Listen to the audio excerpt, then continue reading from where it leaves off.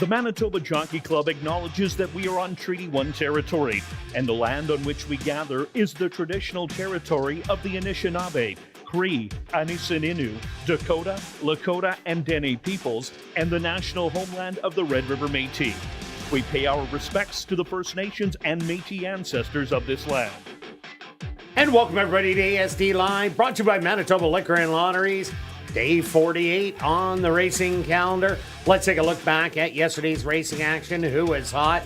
Well, on the trainer side, it was Wendy Anderson, who had 2 wins, including the winner of the very exciting Gold Cup, as Magic Tiger ended up getting up in the final strides. And on the jockey side, Demario Bino had 2 wins, and Dario Dalrymple also had 2 wins, including the winner of the Winnipeg Futurity. And that was Welcome to Hollywood, the biggest price of the night. Stretch, what did you see on the racetrack? Well, we'll start with one of the fastest surfaces of the year. Basically, very quick times for all levels, kind of comparing to the par times for that.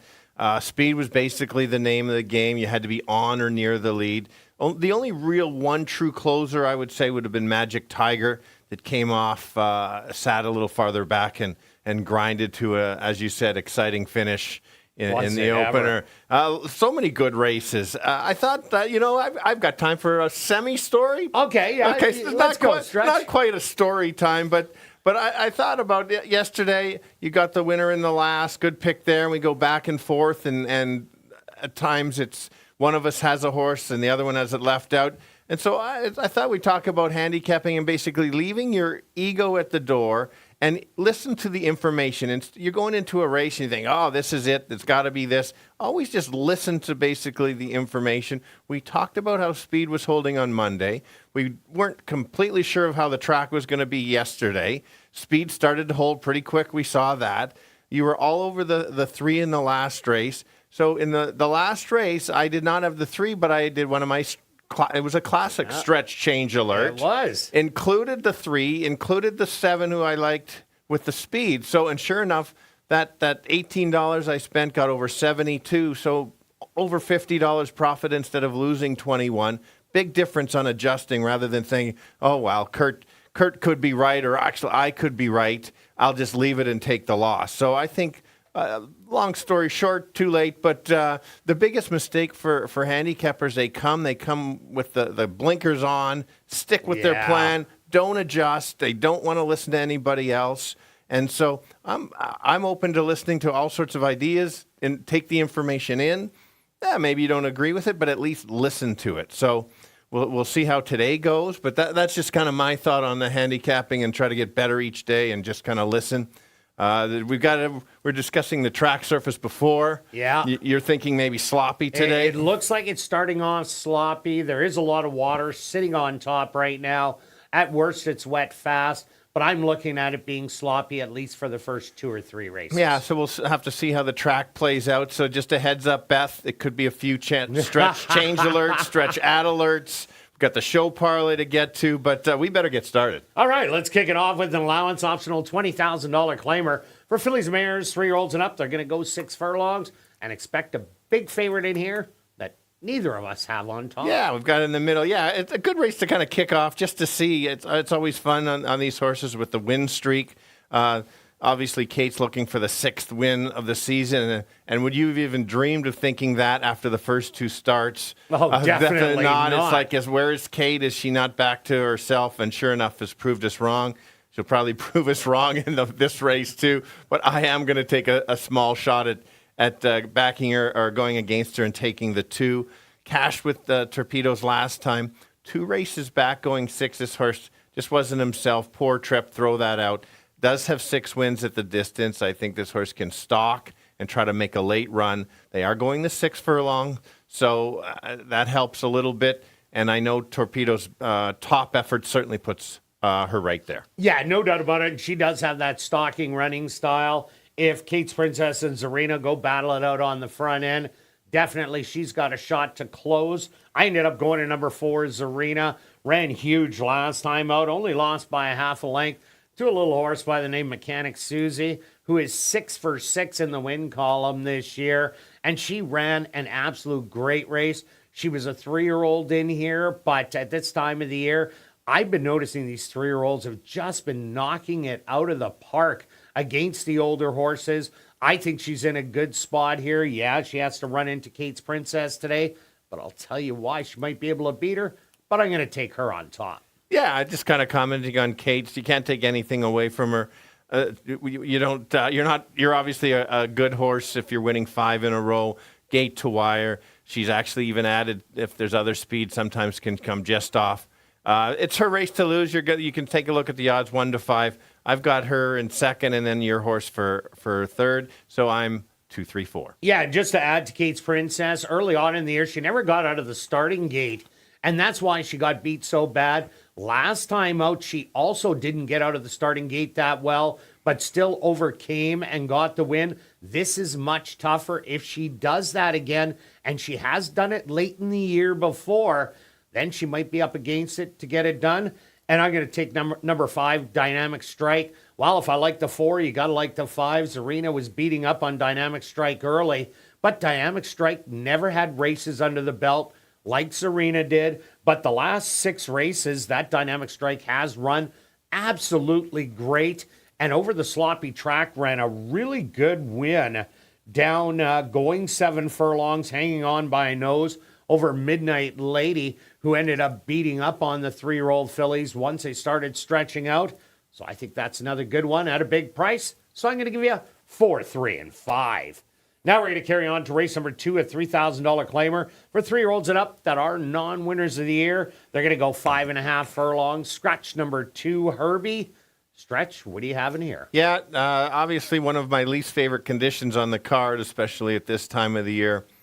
I am going to take a shot on the 6 on the outside, Rail Splitter. Last time didn't show much, but this horse upgraded because of the off track, 4 or 5 in the money. And if you look at races 2, 3, and 4 back, certainly puts this horse right there. That distance should be a problem. Again, it's non-winners. I'm just trying to find something. I understand your top pick, but I'll stick with the 6. Yeah, I went with the 1 house limit. It will be forwardly placed in here. Maybe won't get the lead, but this horse doesn't need it. Has been in a stalking role when it has been sprinting, going to the lead, when it does go around 2 turns. But house limit, this horse does like going 6 furlongs. Not as good going 5.5, but this isn't the strongest non-winners of the year. Yeah, and I'm with you. You've got to use the horse if you're going it. It's hard to win any big win bets on this condition, especially as the favorite. We've both got the 5 in here in second selection. Clearly hasn't been his year. This horse can win some races. The big thing here is gets relief on speed. Usually this horse is stuck with the level that it runs against a lot of rabbits in there and just can't get the lead. This horse might be a little bit better going longer, but this horse has talent when he wants to run, and if he wakes up, I do not want to leave him out. Had to leave him in there, so that's why I'm 6, 5, 1. And I'm 1, 5, and 6. Now we're going to carry on to race number 3, our featured race on the card. It is the Manitoba Matron for older fillies and mares, going the 1.125 distance stretch. Both on Burrow Down to go back-to-back. Absolutely. We've got the final girls' stake race of the year, I would think. Yeah. Yeah, for sure. Competitive field. We got to see the first of all, you'll talk about the 2, but it's great to see Susie taking a shot against these ones. I know I didn't include it, but you'll be able to talk about that. Last race, we both were on Burrow Down. The real Burrow Down showed up, and when she shows up, she is very tough to beat. A repeat effort is expected. She comes in after that big effort, has a workout. I think she can stalk and make that same kind of move. If she runs that race, I don't see her being beat. Yeah, JJ's American Diva is going to try for the lead, as its stablemate Big Stretch is the big closer in here. But Burrow Down, when there isn't a lot of speed in there, she's forwardly placed. I expect her to be right behind JJ's American Diva like she was last time out. And when they pulled the trigger, they went right on by, won by 4 lengths, but it didn't say how easily she did win, and she did win easy. She is definitely the one to beat. Yeah, and you just called it. This is why I went to the 5 as my second choice. Probably going to the lead. Is going to grab the lead. Has been running so well. Won't have to go fast because I don't think Burrow Down's going to get it battling up front because Burrow Down does not need the lead. This horse is another off-track specialist, 5 of 6 in the money on the off-track. I just like how she's been running so well. A nice second last time. See the same kind of trip, so had to use that one for second. Yeah, and I had to throw in Mechanic Susie because she will be a stalker in here. Expect her to probably sit second or third, and she's been finding ways to win. Yes, it hasn't been the toughest company. A lot of the breed races. The last one was an open second level allowance that she got up to win, but she's showing so much heart this year. You got to use her in your top 3, even though Stretch didn't. Yeah, you know what? I wanted to. I wanted to use Well, you're Susie. 4, 5, 1, 2. It would have been. It should have been, but I got Stretch in there, and I always take Stretch. I was torn. It beat me up for that anyway. If the speed backs up, or this horse gets the talking about Big Stretch, the one always makes that late move. We'll see how the track plays. Could be a tiring track, which then could set up for the closer. I am 4-5-1, but I also want to include the 2, so 4-5-1-2. And I'm 4-2-1. Now we're going to carry on to race number 4, kicking off jackpot pick 5 wagering and allowance race. 4 2-year-old maidens. They're going to go 5.5 furlongs. What do you got in here, Stretch? Okay. Basically, we'll start with the 2. I'm going to make the comment, this horse is cutting back in distance. And you're going to say, no, it's 5.5. It ran 6 furlongs in that race. Yeah, no doubt about it. This horse was so wide. I think that the horse ran a nice race, spotted all those lengths to a couple good horses. That horse that won it finished third in a nice stake race yesterday. Shows that the horse is right there. I think that all 3 races have been very competitive. Horse can stalk and just go from there. Will be the favorite, but I just think this horse is on the fringes of finally getting the right field to break his maiden. Yeah, I ended up going to one of the 2 first-time starters. Number 4, Linda's Map. Out of Liam's Map, a 6-time winner, $1.3 million. Was a route speed horse. The mom had 2 wins, $29K in earnings. Was an absolute speedball. This one does have 1 sibling, and it is a half sibling, and it is Zarina. So you look at race number 1, you're going to see Zarina in there. So if she is anything like Zarina, she's going to be a hard-fought challenger for the front end. Doesn't look like there's a lot of speed in there. Turn It Loose does have speed, but if she can show some of that speed that her big sister has, watch out. Yeah, a good info and good comparison. It happened to be on the same day. I'm going back to the one horse. This horse was the beaten favorite first out, and then also beat Gopher in the race, in that first race. So that horse also has some talent. I see this horse slightly improving each time. We're unsure on the firsters. The reason I didn't take the firsters, good information, is the workouts didn't jump out at me, and that's just an angle that I use. And so I know some trainers train them slow, but that's why I had to use the one in my second selection. And also look at number 3, Tansy, the other first-time starter. Shaman Ghost, the dad, 8 wins, $4 million in earnings at a route of ground. The mom was unstarted, does have 4 siblings, 1 unstarted, 1 a maiden, 1 a non-2 lifer that's made $50,000. That's a half sibling, and that's Air Force Reserve. Stretch, we know that one, as it ran yesterday in the first race and got us beat. And the other's a 2-time winner of $30,000. So this could also be an interesting one. And as you said about the morning workouts, some trainers, they like to go fast. Other ones, they just go nice and easy around there, and then come race time, then you find out their runners. Yeah, 100% agree with you. I did take the 6. You've talked about the firsters having speed.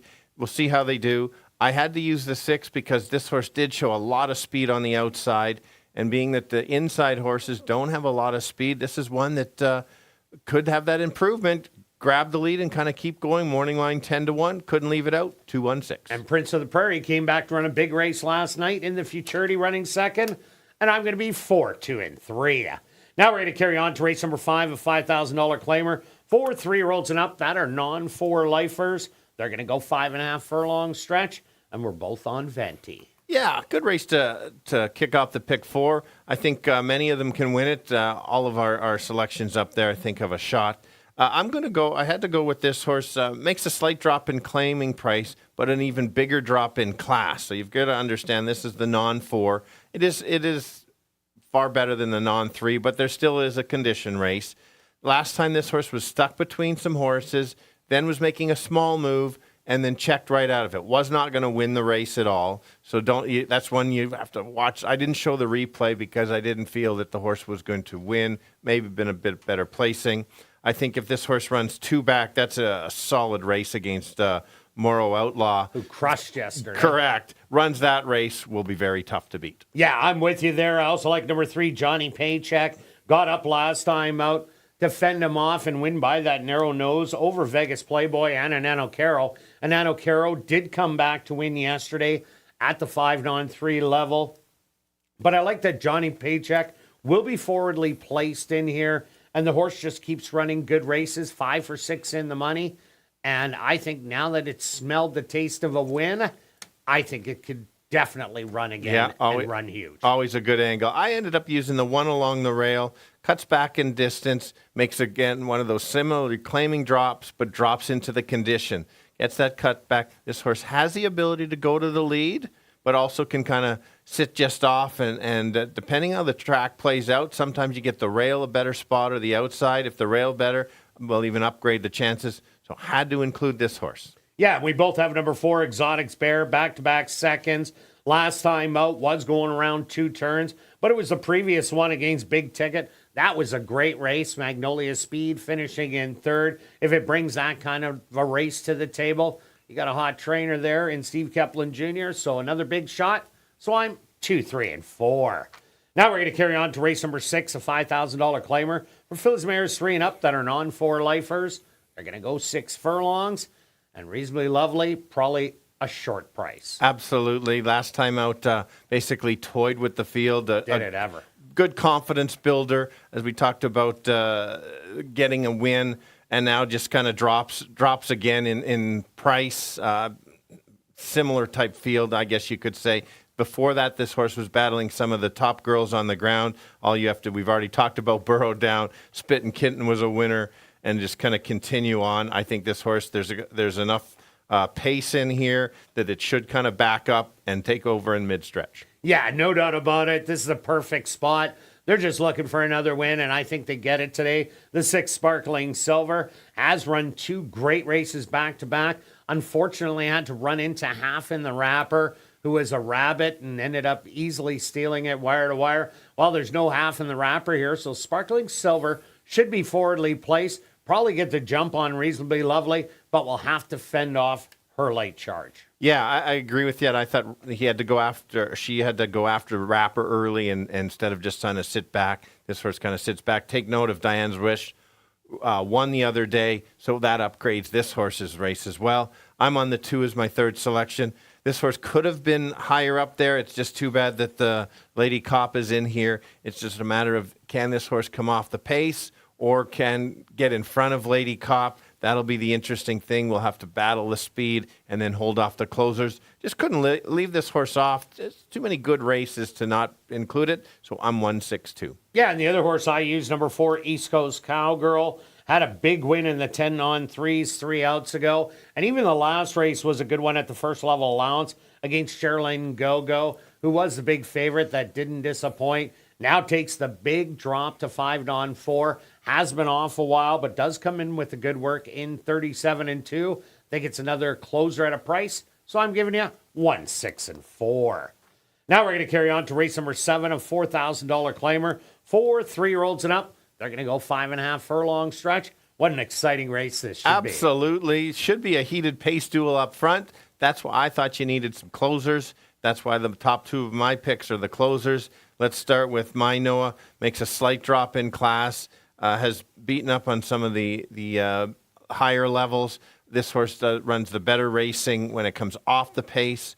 I think this horse should probably sit in 4th or 5th and make that usual move and kind of has a good chance to get to the wire first before maybe your top selection. I do like your top selection, but I thought maybe this horse gets the jump. Yeah, no doubt about it. My Noah losing to Moon Connection, who's now won 4 in a row, moving up the ladder. So, but the only thing about My Noah has been scratched several times in the middle. which Mino is going to show up. If it's the one that ran the last 3 outings, this is the horse to beat. But I went to number 1, Replete on top. Replete ran a good race last time out, but Exchequer and Cool Cross were just a little too good in there. But that was for the $5,500 level. Takes another drop down here to the 4,000. Again, as Stretch said, has all that speed to run at. There's a lot of speed balls in here, so I like Replete to be a stalker. Will you be using this horse as your show if you're still going? Yes. You need it every 100% every ounce or extra distance to get up to complete your. Thank you, Ronaldo Cumberbatch. Full ride to keep going. He rode right to the wire. Right to the wires. And won that by a narrow neck. Narrow neck to get up. Well done. I've gone to the 2. It's one of the speed horses I decided to go with. Adds blinkers. It'll be interesting what they decide to do with this horse. Do they go? Do they sit just off? If they sit off, might just get an absolute great trip and try to, again, get a jump on the closers. This horse can kind of show both, but maybe just with that blinkers could clear and go gate to wire. But I'm 5-1-2. Yeah, and I threw in number 3, Victory Line. Likes the off track. Ran big last time out. Yes, Replete beat it in the final jump. Yes, there is more speed in here. But if this horse somehow gets loose, it could be long gone, so I can't leave it out, and I'm going to give you 1, 3, and 5. Yeah, and just to add on our picks there, we both have some speed we both have 2 closers and a speed. So when you're playing sequence bets, you don't want to take all the closers. You want to, if you're spreading, make sure you've got that speed horse. Yeah, at least one of them. Correct. So you've got 1 speed, I've got 1, so at least suddenly gets loose, you still have a shot because you get a horse that's loose then. Well, you're in trouble with those closers. Definitely. On to race number 8, a $5,000 claimer for 3-year-olds up that are non-2-lifers. They're going to go 6 furlong stretch. And Moritada trying to go wire to wire here. Yeah, so see, I was trying to delay getting to this race. Okay. Because it is absolutely impossible for me. My picks next to stretch should simply say all. Because I think there's lots of speed in here. There's no consistent closers in here. There's a beatable favorite in here. There's a beatable favorite in here. Thank you for adding that as well. So anyway, I'm going to go with the speed of the speed on this one. This horse is improving each time. I liked how this horse won it last time, kind of surprised, or 2 back, kind of surprised us on that one. And then last time carried the speed a little bit farther. Yes, they are going an extra half. But that's why I'm going to get a price. Everybody's going to think, well, maybe this horse is going to stop. It's the right time of year. I'm getting 6-1.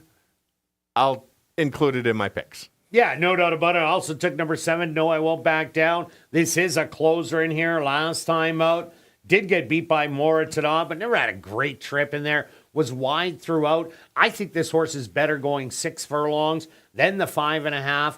So with that speed that goes out there, I think we'll be able to close because there really isn't a lot of strong closers in here. But a couple races down on No, I Won't Back Down are good enough to win this one. Agree. Absolutely. You've called it one of the possible closers or maybe the true closers, just inconsistent. You just don't know what you're going to get. I doubt you're singling the 7 on your tickets. No, these are non-2-lifers. Definitely not. And then I've included the 4. Yes, this horse has been off a month. I am absolutely searching. I'm not taking any favorites in this leg.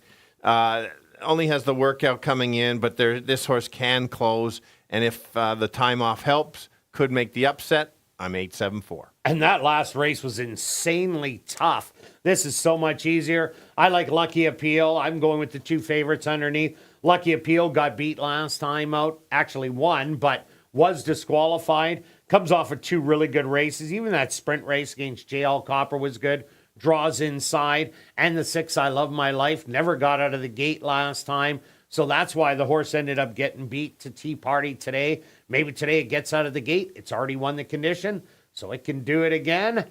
But I'm going to be 7-1-6. Good luck with all your selections this evening, and I'll be right back with the changes on this evening's Carter Racing.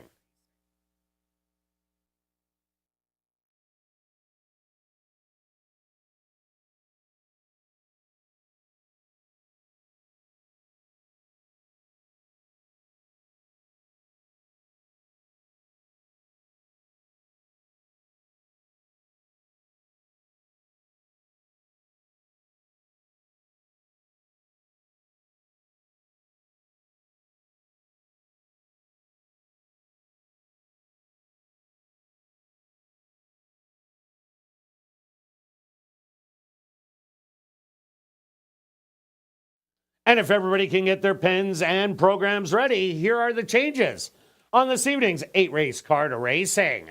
Turning your programs to race number 1, just the lone overweight. Now turning your programs to race number 2, the staff of the Manitoba Teachers Society Disability Benefits Plan race, scratch number 2, Herbie.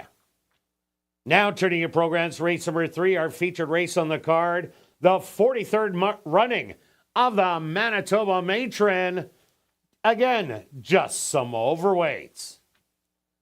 Now turning your programs to race number 4, the Hip Hip Hooray, it's Wendy May's birthday.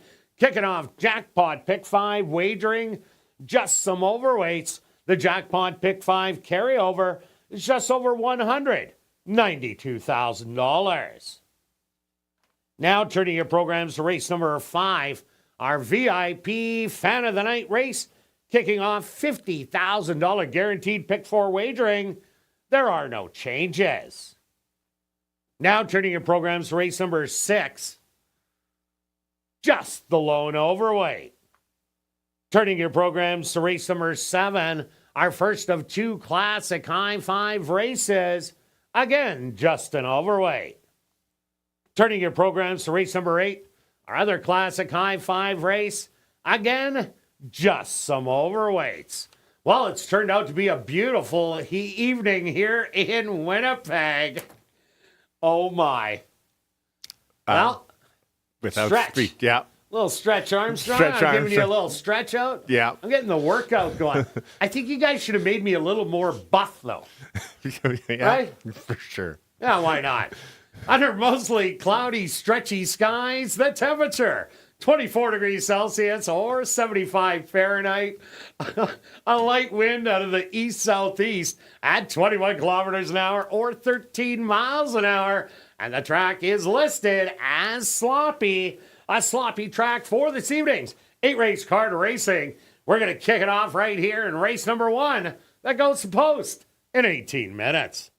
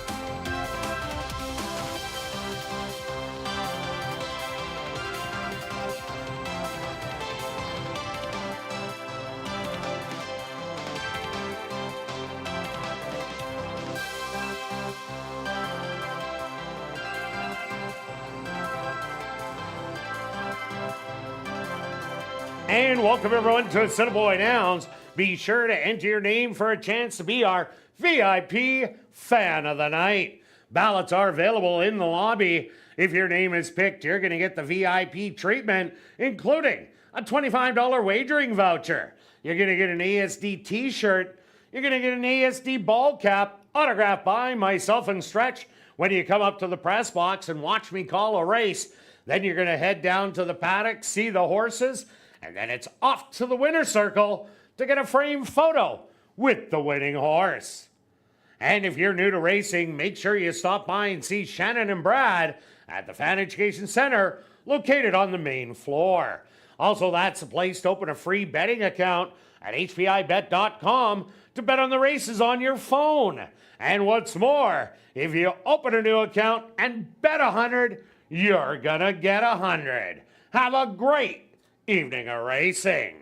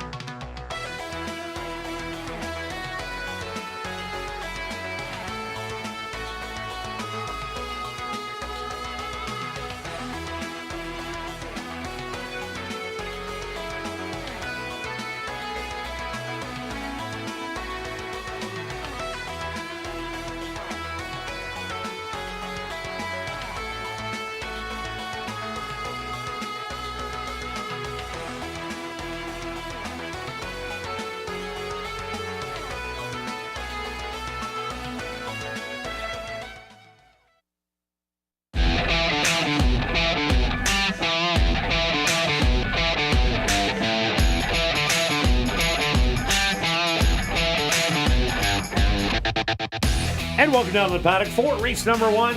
Kicking off the Wednesday night card of racing with an allowance optional $20,000 claimer for fillies and mares, 3-year-olds and up. They're going to go 6 furlong stretch. Big favorite at 2-5. It is a big favorite. She deserves to be the big favorite. She's won, no doubt about it. Won 5 in a row. One thing to take note that she was beat as winning, but this is a step up in class. They've got a few tougher ones here. Look at that. Julie on camera has already found my top selection.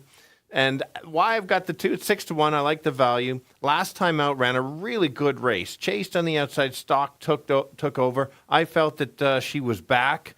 If you look at early on, she's won at 5 furlongs. She's 6 wins at the distance.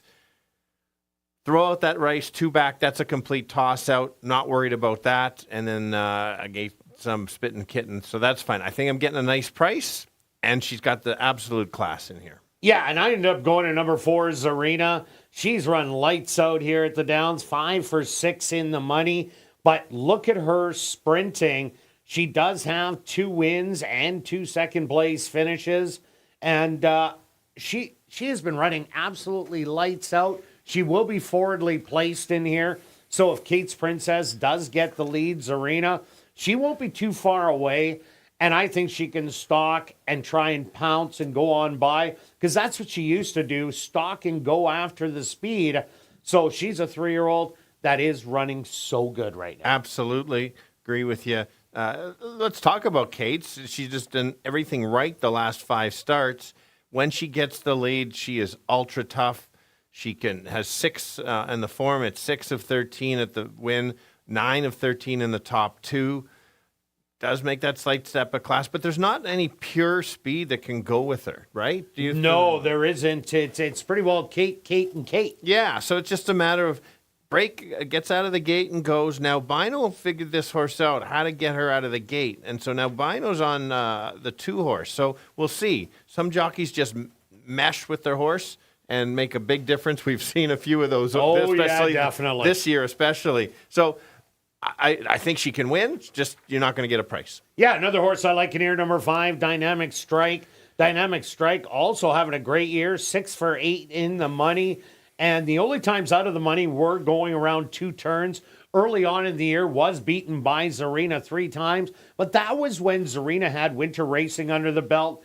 Dynamic Strike didn't, but still ran absolutely huge. Ran great last time out, was beaten by Damn the Torpedoes, but did have the lead late down the lane. So I think does have a shot at the win at 9-1. For sure. And don't forget the 1. This horse is the long shot of the board. This horse won 2 races back at 7 furlongs, can stalk, can go to the lead, won't be on the lead. Last time out, finished with some run. Just lost to your top selection by a bit. If you get the right trip, certainly can be there. All right, let's go to our wagers here in race number 1. Stretch, what do you have? I've got 30 place on the 2. Oh, what, did you forget? No, I'm just 30. Making sure. 30, okay. 30 place on the 2. And you know what? I might even throw $20 to show on the 2, just for something to do. But Beth, don't put that down. That's just for the record. All right, and myself, I'm going after the early daily double. I'm going to take a shot in here. So I'm going to go a $10 double, 4-5, with the 1 in the next race. Good luck. Oh, and show parlay Wednesday. How can I forget? How could you forget? Oh, I'm on a roll. I'm on 20 show on the 2. And I'm going to go 20 to show on number 4, Zarina. Good luck with all your wagers here in race 1. We'll see you back for race 2.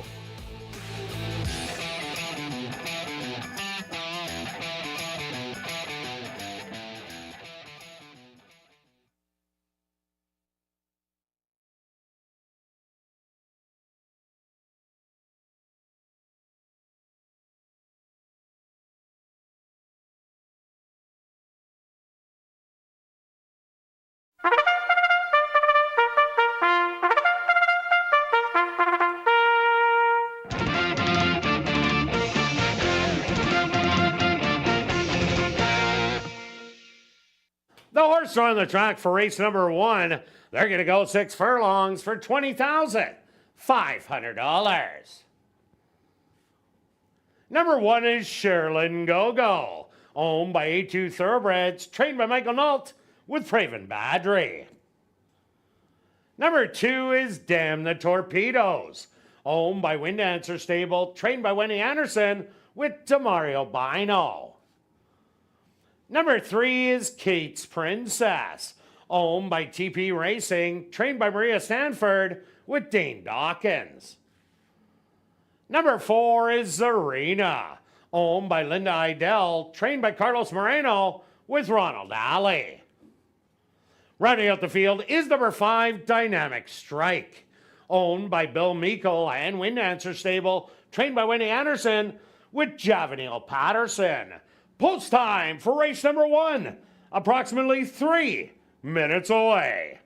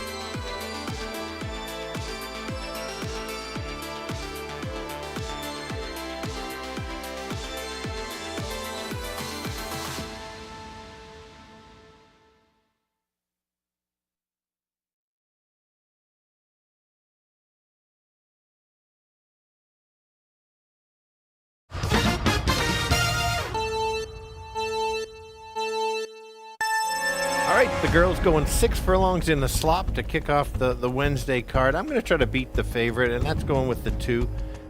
She ran a big race last time, cuts back in distance. She's ran against some of the best girls at the track over the year, has won at close to this distance. I think she can stalk and try to make a late run. You get 4-1. I like that. Who's the horse to beat? It's Kate's Princess. She is fast early, and when she gets out, she just forgets to stop, keeps going. Yes, she is the one to beat. The other one that can stalk and might sit a little closer is the 4. Don't leave that one out. 2, 3, and 4. Kirt?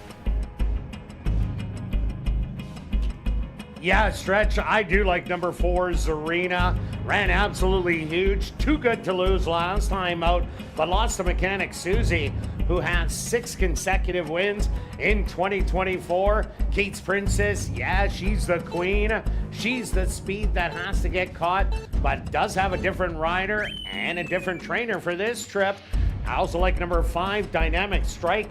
Has run well all year long. I think is a better sprinter than it is going around a ground, so gets the cut back. So I'm going to give you 4, 3, and 5. Good luck here in race number 1.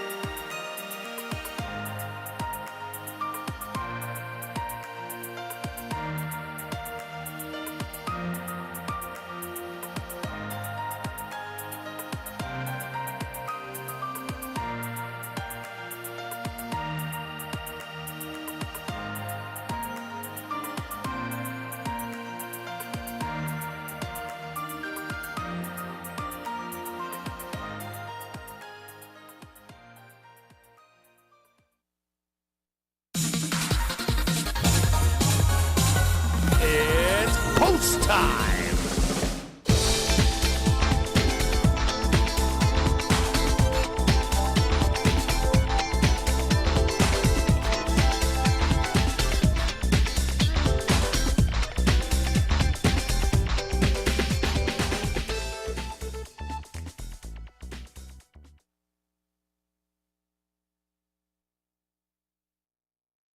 Sherilyn Go-Go, the first one into the starting gate.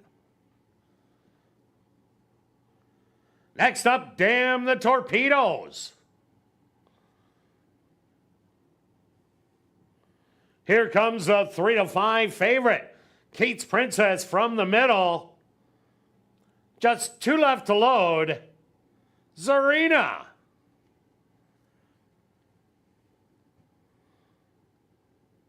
And just waiting on Dynamic Strike.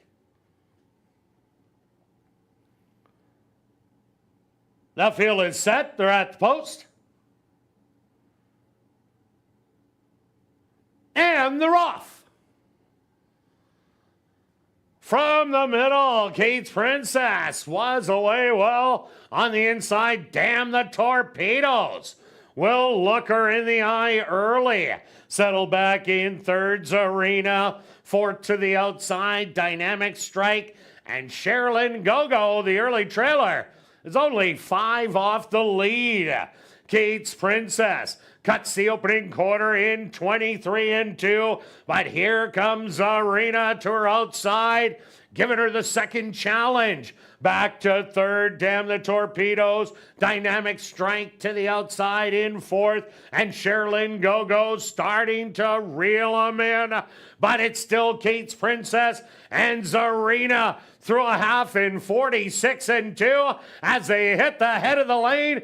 Kate's Princess with the short lead. But now Zarina Goes on by a neck, looking for room at the rail. That's Sherilyn Go-Go. Sherilyn Go-Go. And damn the torpedoes on the far outside. Sherilyn Go-Go. Damn the torpedoes. That is way too close to call. Back to third for Zarina and fourth to Kate's Princess.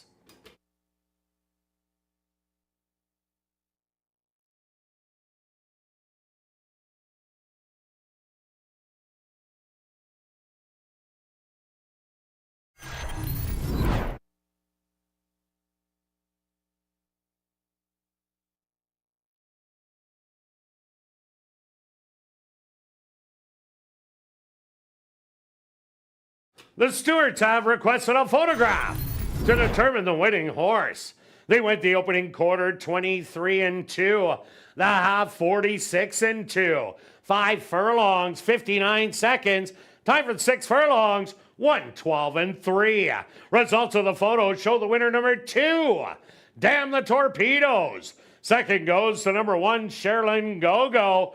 Third to number 4, Zarina, and fourth to number 3, Kate's Princess.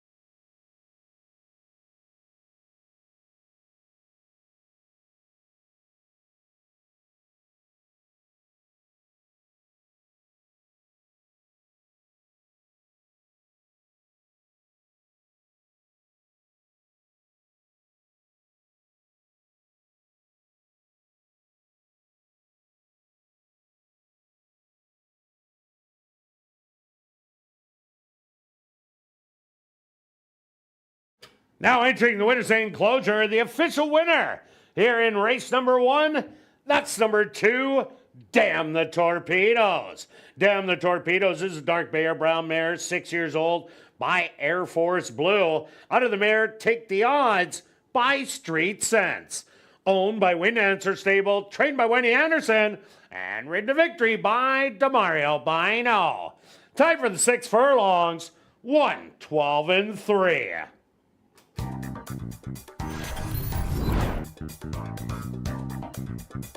Race 1 is official in the upcoming second race.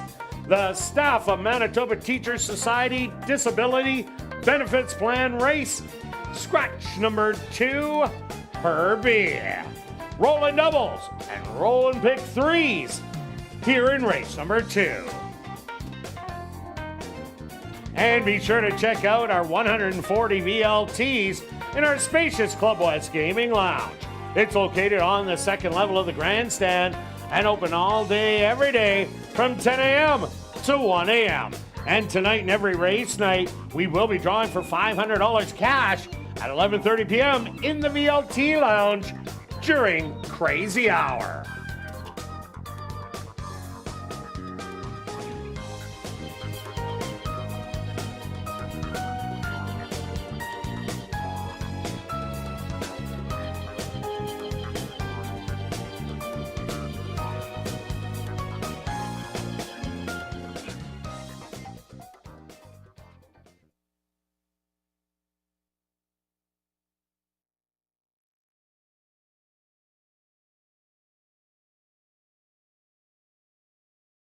And ladies and gentlemen, directing your attention back down to the winner's enclosure, we have a milestone award for trainer Carl Anderson, who got win number 1,200 in his training career. Congratulations to trainer Carl Anderson. And on behalf of the HBPA Manitoba, Blaine McLaren, they gave this beautiful photo, Sugar Daddy Jack, for trainer Carl Anderson. Congratulations from everyone here at Assiniboia Downs.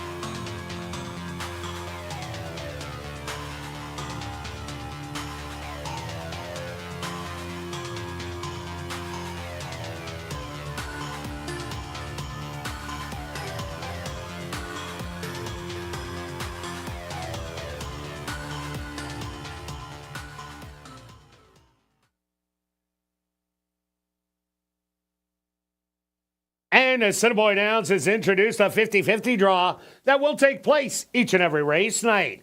The jackpot is currently at $860 and growing.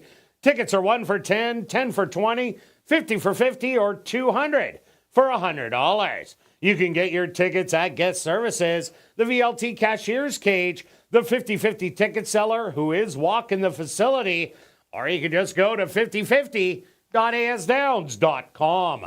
The draw will take place at 10 p.m. tonight, and proceeds will benefit Final Furlong and the Winners Foundation. And please take note that you do not have to be in attendance to claim your prize. Just check our website at asdowns.com for the winning number.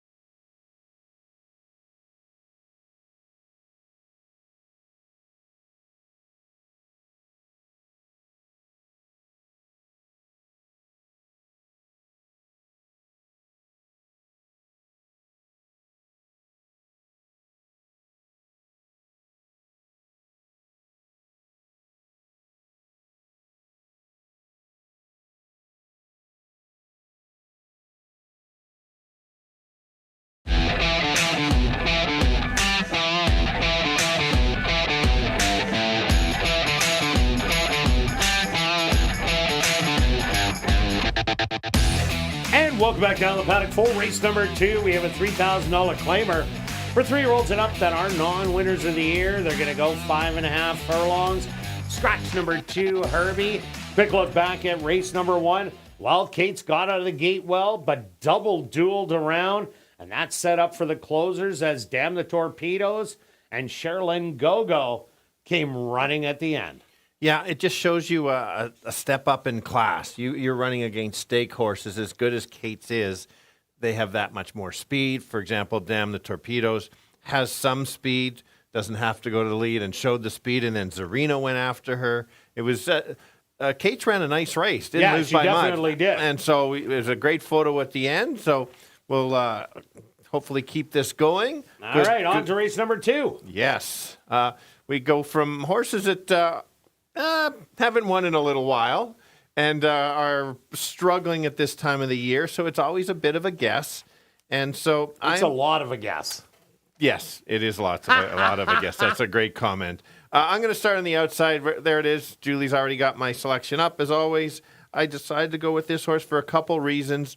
2 Back was a nice race. Last race wasn't. I'm going to give that horse a pass. This horse is 4 or 5 on the off track. As you could see, they were splashing around a little bit. I think this horse can stalk and kind of make a late move. You know, it has the 5 races this year, just trying to find its spot, keeps getting claimed, so give this horse a shot. Yeah, this will be a late closer in here. I went to number 1, House Limit. What I like is the horse going around 2 turns, always goes to the front, but when it goes 6 furlongs, likes the stalking roll, and the horses that it lost to, Victory Line, 5 outs ago, Speedball, Cool Cross 3 outs ago. Both of those are great races. Either of those horses 1 to 9 in here. Draws the rail. Rashad Knights is racking up the wins as of late, so it's got to be my top play. Yeah, that's fair. And let's take a look at the 5. Just makes a drop. Has been racing against in races that there's been so much other speed. It makes it very tough for this horse to get the lead. And you just look at, tried to duel with Exacting, who was in a stake race yesterday, but has won multiple stake races. McKay or Del Vecchio is always in the race, shows speed. Doesn't have any of those in here. Could grab the lead and just kind of keep going. 5-2, that's probably about the price. Might go up a little bit come post time. Yeah, also look at number 3, Double Time, the only one that has won this year, but it was a restricted race, so doesn't count. Double Time ran a little flat last time out as the favorite, but Double Time has done that. Usually when the odds float up, that's when you're going to see Double Time. Just works out that way. It seems that way. Don't bet him when he's a favorite. And let's take a look at the 4. 2 Back was a good race. Last time, not so much, but that's what happens for this level. So today might be the wake-up race to kind of grab a bit of the exactor or the try. And so, yeah, kind of wide open. All right, let's go to our wagers here in race 2, Stretch. What do you have? I've got a $5 pick 3 wheel, 1, 5, and 6, with the 4, with the 2. And I'm just going after the double. I'm going to take a $15 one, 1 and 4. And show parlay, we got a little bit of juice early on. Stretch. Yeah, what are you betting I've on? got 39 show on the 6. And I have 31 to show on the 1. Good luck with all your wagers here in race 2. And we'll see you back for race 3, our featured race, the Manitoba Matron.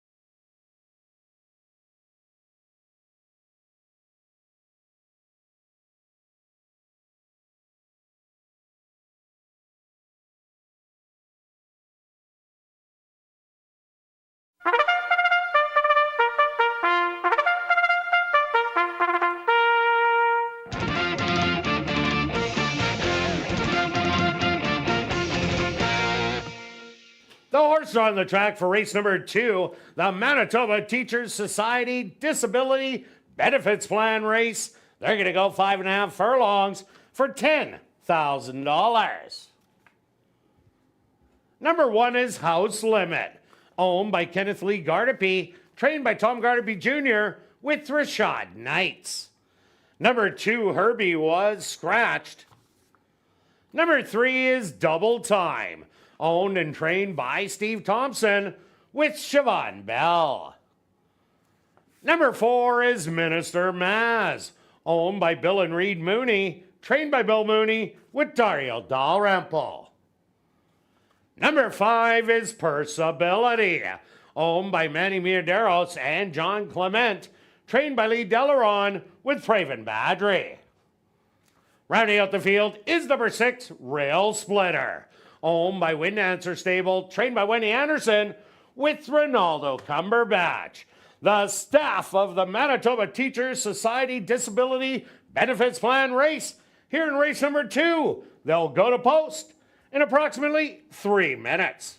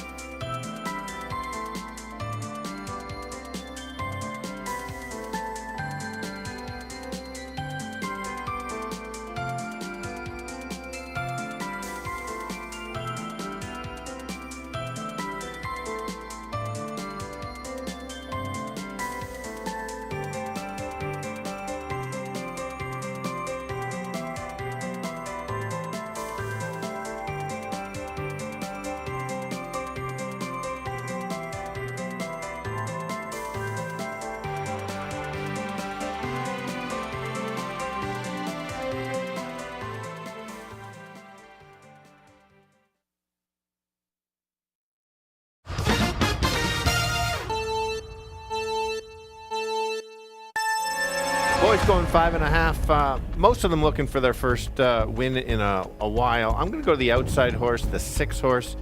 It's one of those conditions they can run a bad race, then run a good race, and I'm hoping after that not so good race on the 6 comes back with a good effort like he did 2 and 3 back. Runs back to those races will be very tough to beat. 5-2 is about the right price you want to go with. Who's a potential speed of the speed? That's the 5. Has that back class. Showed it last year, hasn't shown this year, but this level certainly can clear and keep going. And the favorite's the 1 along the rail. That horse certainly can be there too. Has run some nice races. 6, 5, and 1. Kirt?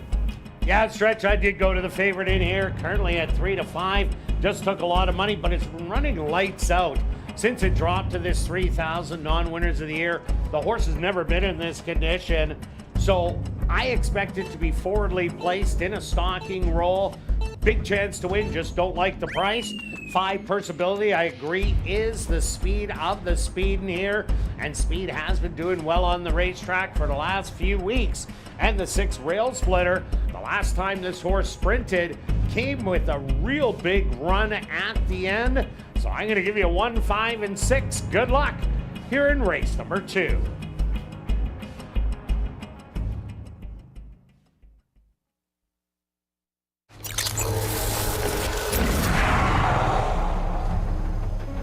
It's now 2 minutes to post time at ASD.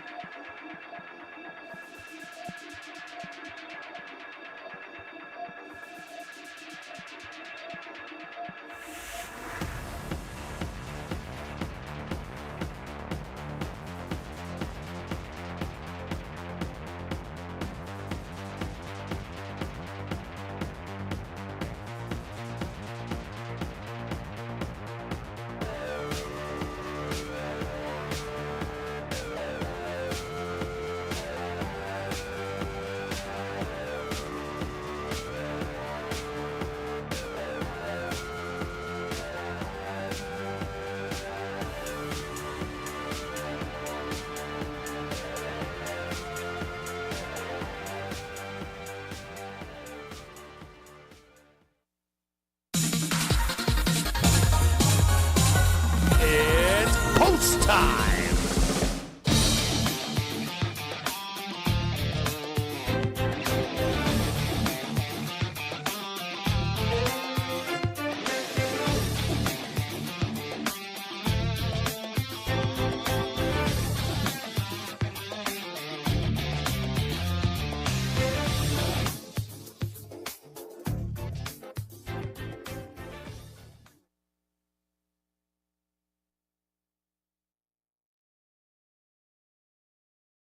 House Limit, the current 6-5 favorite.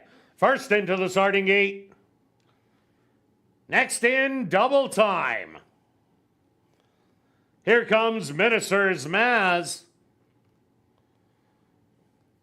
Just 2 left to load. Perceability.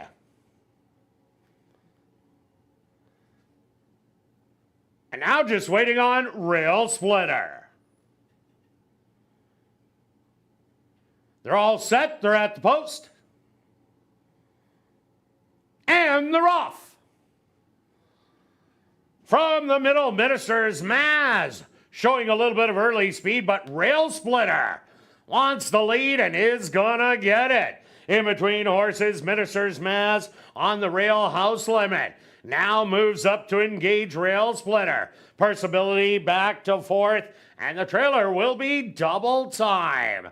Now on the front end, House Limit and Rail Splitter through an opening quarter of 23-4. They've opened up 3 lengths on Double Time on the fence, Perciability, and now Minister's Maz, the trailer. Half mile done, and it's still Rail Splitter on the outside and House Limit on the rail. Double Time moving up smartly from third, the half 47 seconds, and Rail Splitter has taken over the lead by 2 lengths at the 16th pole. It's gonna be Rail Splitter who is gonna get it done by 3. House Limit is second best, third's gonna go to Double Time, and fourth to Perciability.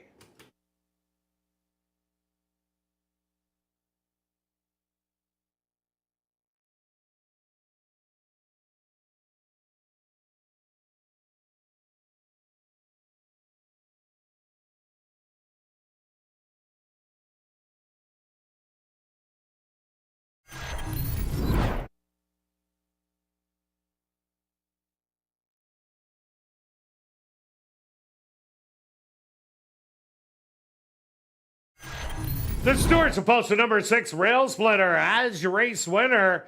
Second goes to number 1, House Limit. Third to number 3, Double Time. And fourth to number 5, Perciability. They went the opening quarter 23-4. The half 47 seconds. 5 furlongs, 59-2. Time for the 5.5 furlongs, 106.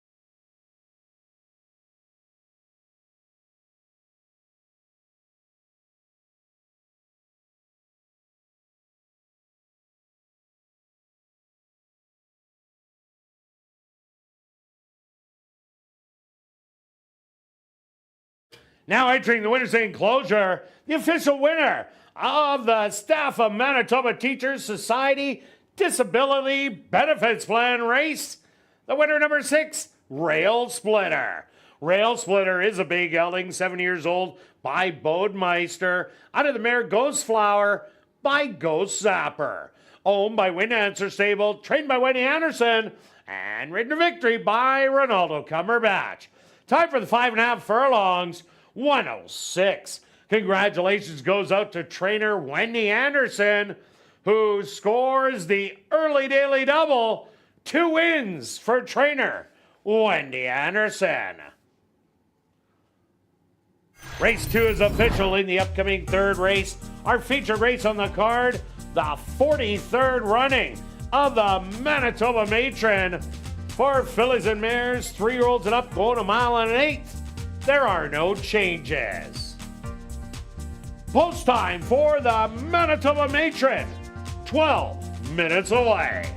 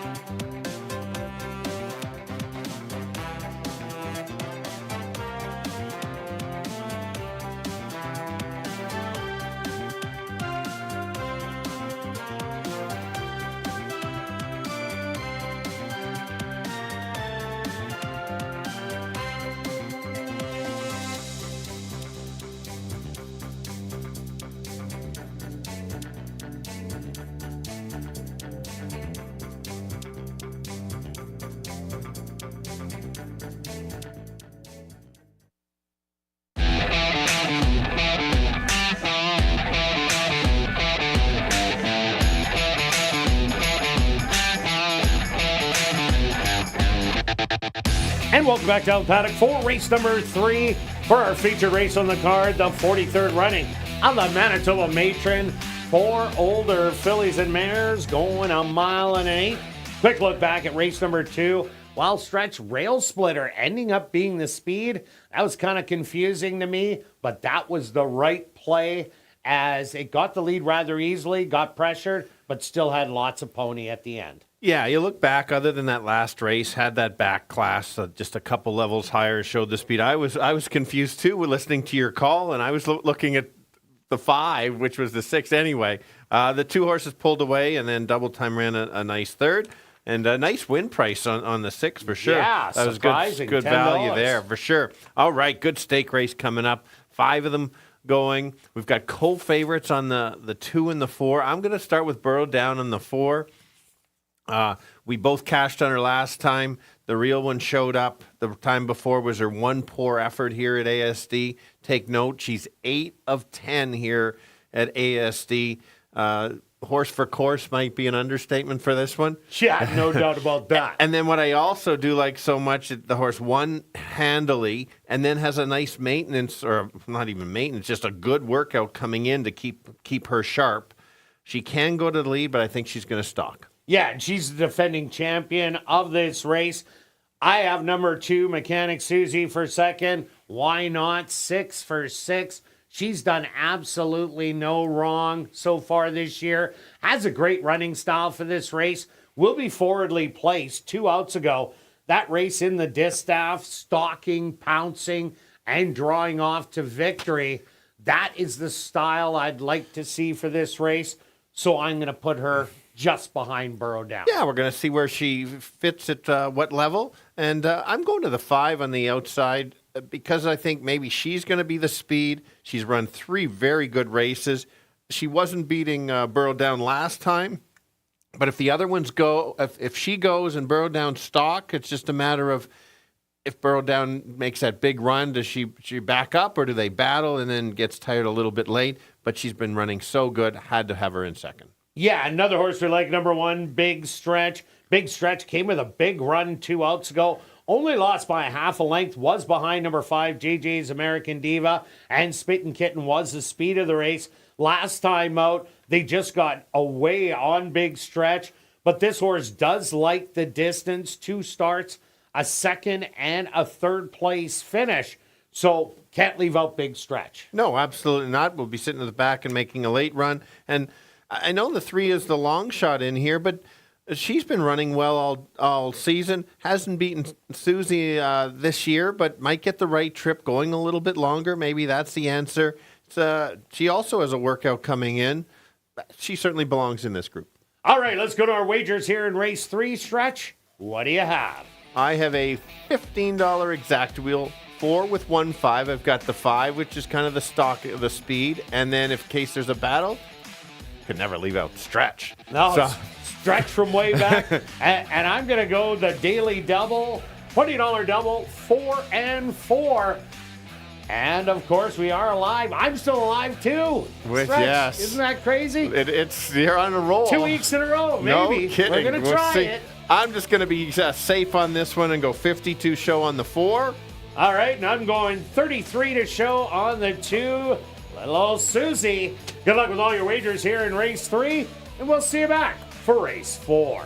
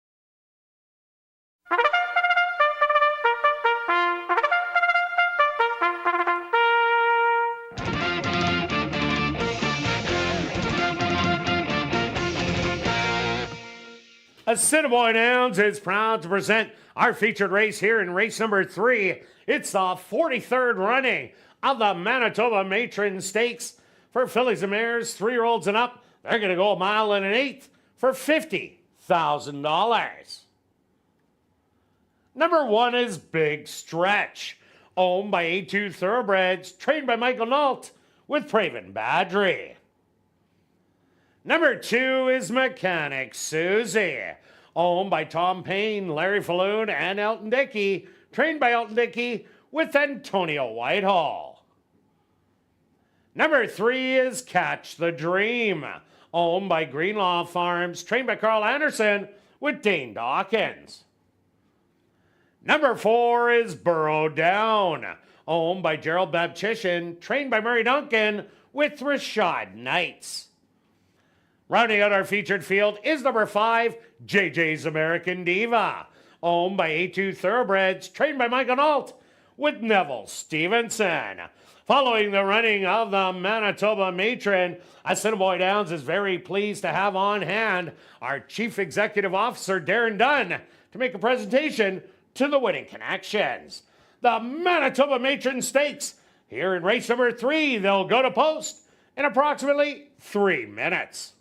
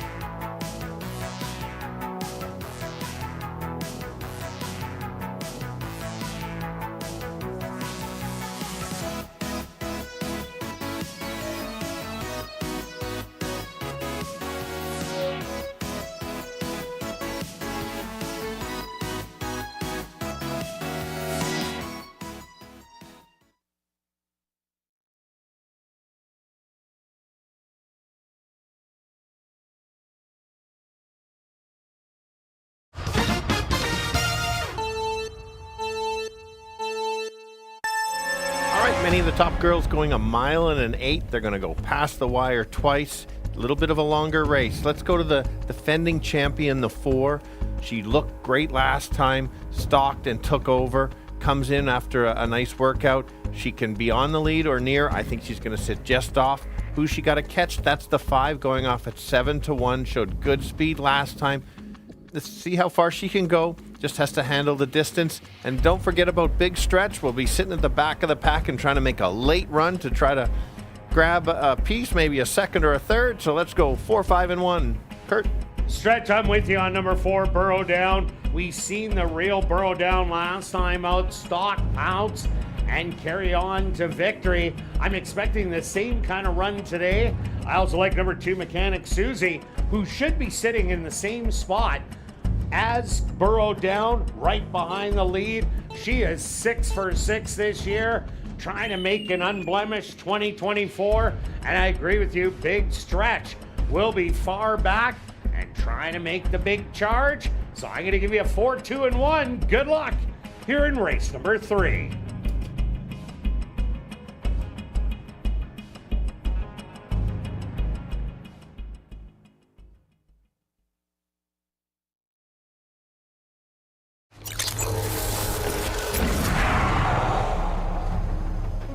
It's now 2 minutes to post time at ASD.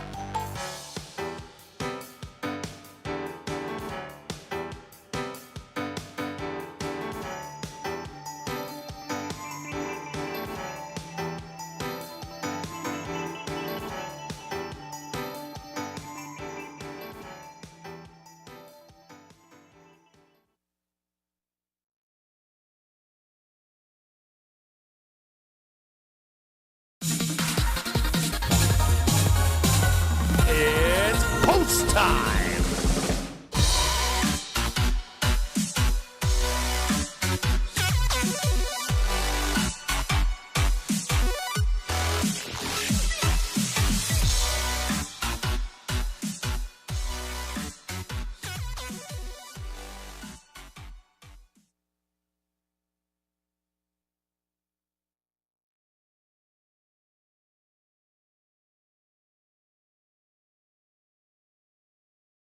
Big Stretch leads the filly and mares into the starting gate. Next up, Mechanic Susie, putting the wind string on the line.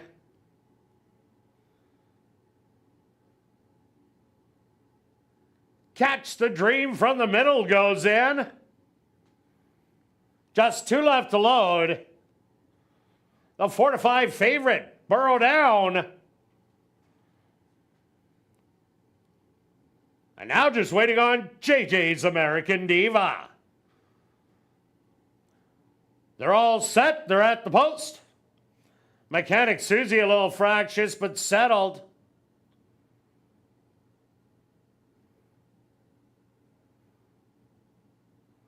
And they're off.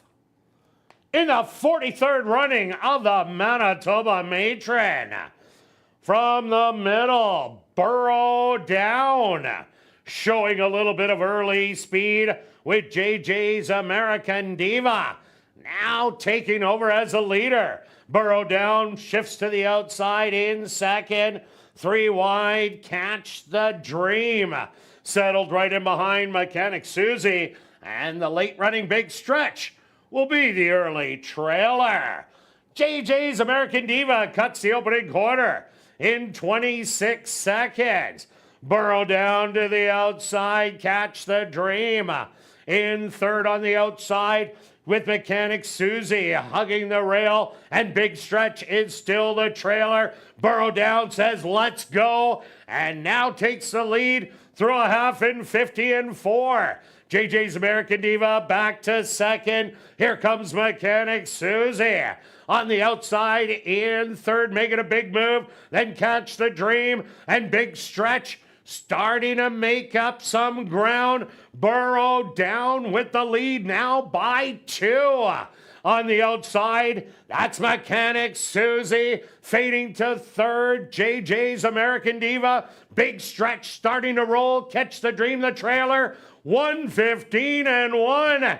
And it's Burrow Down who opened up the lead by 4 as she hits the head of the lane.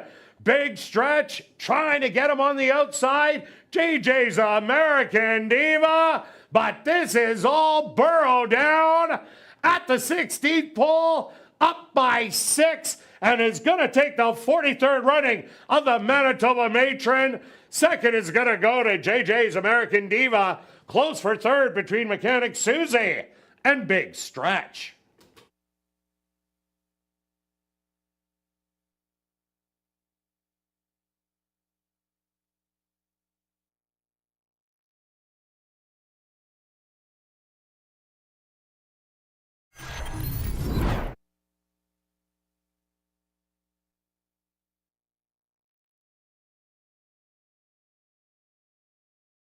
The Stewart's supposed to number 4, Burrow Down. As your race winner, second goes to number 5, JJ's American Diva. A photograph has been called to determine the show position. They went the opening quarter, 26 seconds. The half, 50 and 4. 6 furlongs, 1:15 and 1. The mile, 1:41 and 1. Time for the mile and an eighth, 1:54 and 4.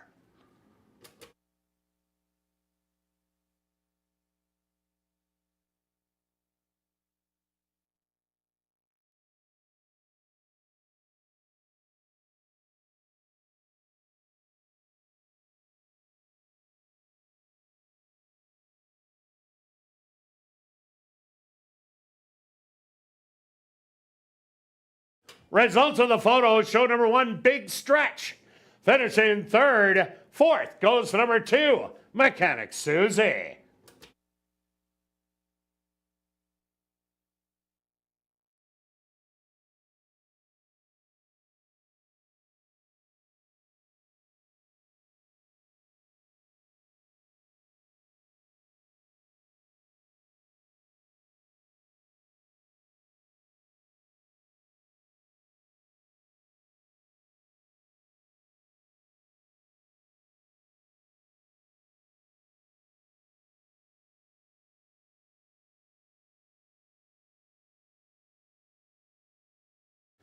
Now entering the winner's enclosure, the official winner of the 43rd running of the Manitoba Matron, that's number 4, Burrow Down. Burrow Down is a dark bear brown mare, 5 years old, by Connect. Out of the mare True Endeavor by Aftermarket. Owned by Gerald Baptician, trained by Murray Duncan, and ridden to victory by Rashad Knights. Time for the mile and an eighth, 1:54 4. Assiniboia Downs is very pleased to have on hand our Chief Executive Officer, Darren Dunn, to make a trophy presentation to the winning connections.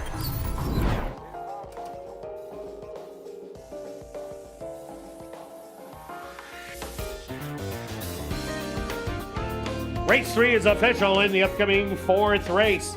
The Hip Hip Hooray, it's Wendy May's birthday, kicking off Jackpot Pick 5 wagering. There are no changes. We'll carry on with the rest of the changes in this evening's Pick 5. And there's none of them. No changes in race 5, 6, 7, or 8. Hip Hip Hooray, it's Wendy May's birthday. Here in race number 4, they'll go to post in 14 minutes.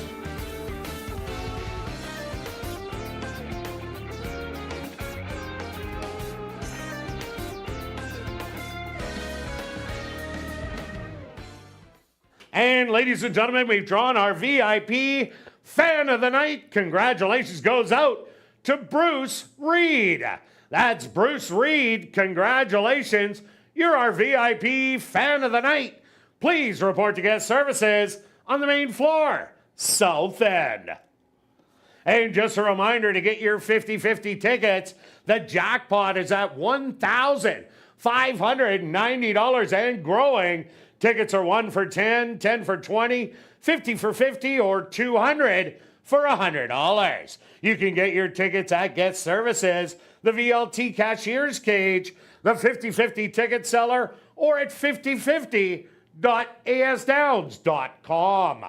Ticket sales close at 9:50 p.m.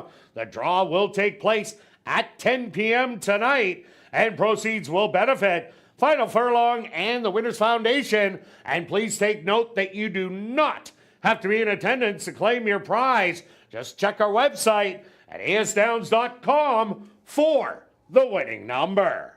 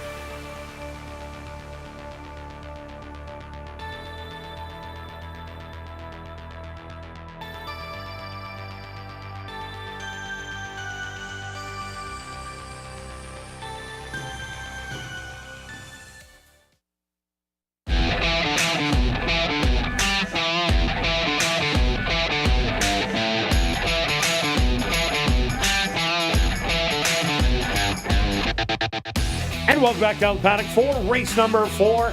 Kicking off jackpot pick 5 wagering with an allowance race for 2-year-old maidens. They're going to go 5.5 furlongs. Quick look back at race number 3. Wild Stretch, we said burrowed down. She was the queen. And definitely, she made that one look so easy. She did. We watched that last race when she won the stake race. I think she got even a little bit better. That workout coming in said she was sharp, wanting to get to the track. And Rashad decided on the backstretch, I've had enough of this, opened up and just kept going. All right, on to race number 4. You're on a roll. Stretch 3 in a row. Really? Yeah. You just mentioned that? Well, you got to tell people that you're hot. Yeah. I just stopped Mechanic Susie in a show parlay for crying out loud. So I'm not today. Okay, here we go. Let's go to the 2 as my top selection. And this horse has been running well. It hasn't won, but has run some nice races. Last time out, it says 5.5. I commented on ASD Live. This horse was so wide, basically ran 6 furlongs. This horse should get a better trip, or it won't be as wide. If one of the firsters are that good, then he certainly can might have to run second. But I just like how she looks. I just like the competitive edge and grinding the whole way. Yeah, another horse I like in here is one of the first-time starters. Number 4, Linda's Map. The dad, 6 wins, 1.3 million, was a speedy route horse. The mom had 2 wins, was speedy, going short, 29,000 in earnings. 1 sibling, that being a half-sibling, Zarina, who we've seen in race number 1 battle it out with Kate's Princess. So if Linda's Map has any kind of speed like Zarina and talent, she definitely will be a player in here. Oh, completely. I went to another horse that's run a couple races, and that was the one horse along the rail. Again, two back was the favorite, showed some speed and just kind of ran evenly. The next start out, was kind of wide in between horses. I'm going to throw that one out and say the horse is going to improve after that last effort and be that much better. And the 3, Tansy, the other first-time starter out of Shaman Ghost, an 8-time winner of over $4 million at a rut of ground. The mum is unstarted, 4 half-siblings, 1 unstarted, 1 a maiden, a winner of 1 and a winner of 2. The winner of 1, Air Force Reserve, who was a half-sibling, that has piles of early speed. This one does have a better dad. So we'll see if Tansy maybe is a little overlay at 16-1. Absolutely. Let's go to the outside on the 6. This horse showed good speed last time. I even made notes on this and just how big of an improvement this horse was. And I even made my notes saying that this horse is going to win very soon. Maybe this one clears. I know the other ones have some speed, the firsters maybe, but she might just have that much more speed. And the 5, Counter Command, wasn't going to win the last one. Hey, Sweet Darling was very well meant, easily won in there. But Counter Command was wide in there, showed a little bit of in contention speed. We'll have to show more to get it done, but not a big surprise with 2-year-olds. They can really turn it around. All right, let's go to our wagers here in race 4. Pick 4 time stretch. Pick 5 time. Let's go. Pick 5, pardon me. What do you have? I'm just playing a small ticket, key in the 2. I know I need probably a bunch, but just a small ticket 2 with 1, 2, 3, 4, key in the 1, 1 and 5. I've got everybody in the last. I had to spend a little more than $12.80 on the race. $3 exact wheel, 1 with 2, 6. And I'm going to take 2, 3, 4 in here, and then 2, 3, 4 again. Keying the 1 as you did. Then 1, 3, 5. End out with 1, 6, and 7. That's $16.20. And show parlay, yeah, I had to go down to the car and get some change. But Stretch still alive. What do you got? 54 show on the 2. You had a lot of car change from last week you didn't have to use, so that's fair. Oh, yeah, no doubt about it. And 20 to show on the 4 for me. Try and get it going again. Good luck with all your wagers here in race 4. See you back for race 5. Kick it off, $50,000 guaranteed. Pick 4 wagering.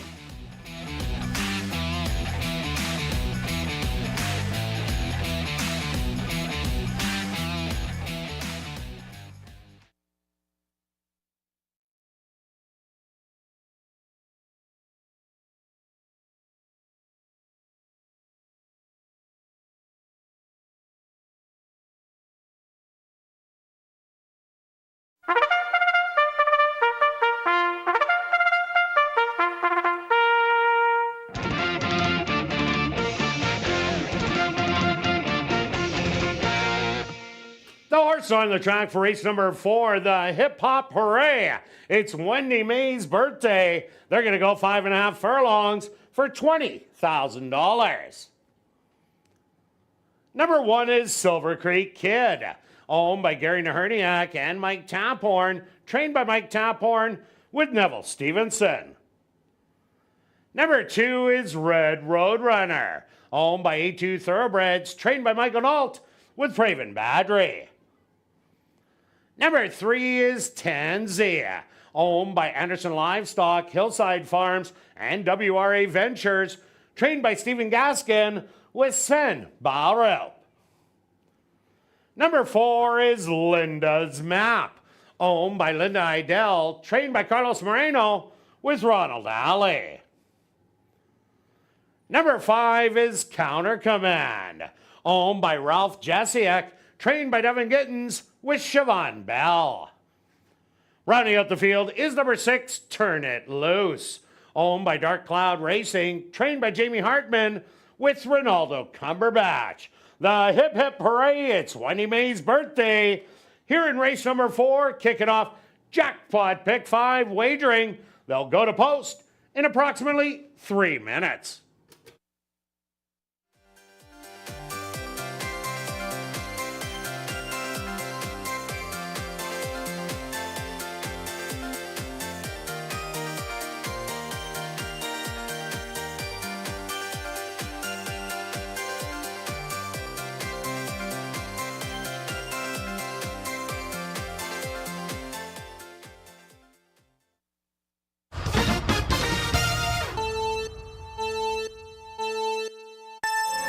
The 2-year-olds going 5.5 furlongs. We've got 3 girls, 3 boys, all looking for their first lifetime win. That's why they're maidens. Let's start with the 2. Current favorite has run 3 pretty good races.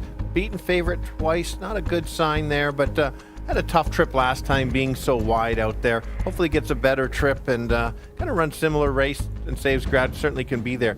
The horse that's getting some money is the 1 horse. Only 2 starts. First time was a favorite, ran a nice race, not so good the next one. And how about a long shot on the outside? The 6 horse might be the speed of the speed. You're getting 7-1.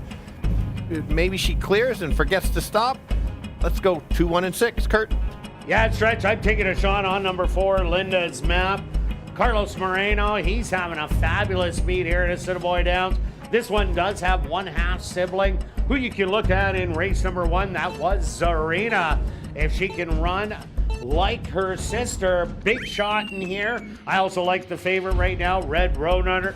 Red Roadrunner was wide throughout last time out, made a belated rally and wasn't going to catch the top 2. Should get a better trip in here. And the other first-time starter, very well bred and has a half-brother who can really run and has a lot of early speed. So I'm going to give you a 4, 2, and 3. Good luck here in race number 4.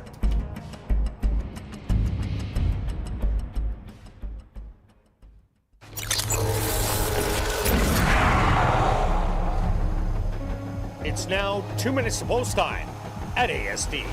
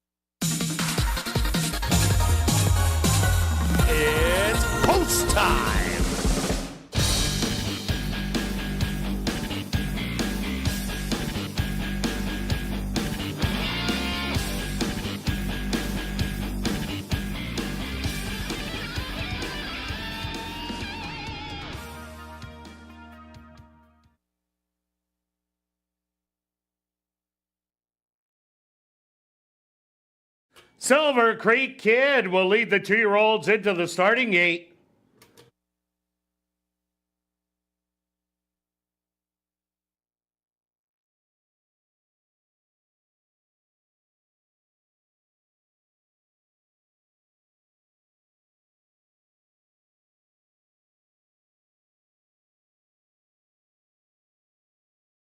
Red Roadrunner, the current 6-5, now 7-5 favorite, tucked away in the gate.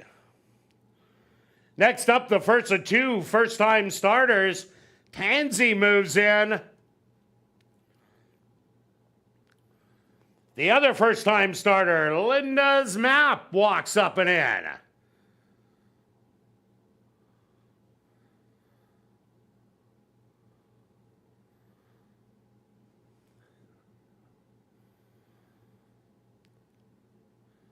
Now just 2 left to load. Counter Command.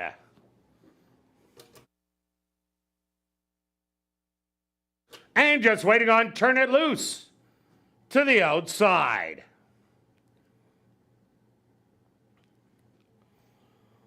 Silver Creek Kid a little fractious in the gate.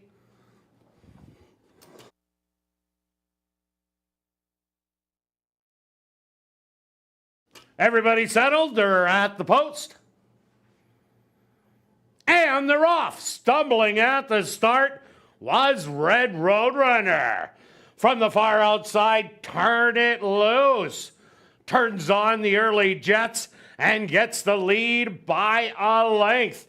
In the middle of the track, Linda's Map starts to engage, Turn It Loose to the outside. 3 wide is Counter Command. A gap of 4 more back. That's Silver Creek Kid recovering Red Roadrunner and Tansy, the early trailer. 23-3 the opening quarter, and Linda's Map now takes over the lead by a half a length. Turn It Loose back to second. Counter Command is in third. Rallying Silver Creek Kid. And to the far outside, Red Roadrunner, the trailer, Tansy.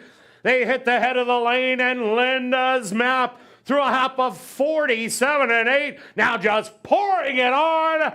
And Linda's Map is up by 5 with a 16th of a mile to go. And this is all Linda's Map, who's gonna take it. Second's gonna go to Silver Creek Kid. Third to Red Roadrunner, and fourth to Turn It Loose.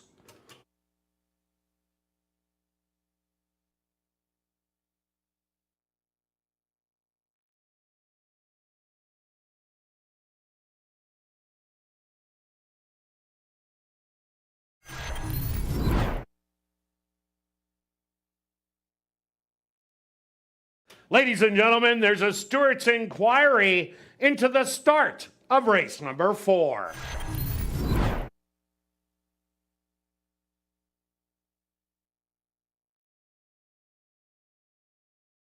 The Stewart's upholster number 4, Linda's Map, as your race winner. Second goes to number 1, Silver Creek Kid. Third to number 2, Red Roadrunner, and fourth to number 6, Turn It Loose. They went the opening quarter 23-2, the half 47-4. 5 furlongs, 101-1. Time for the 5.5 furlongs, 108-2.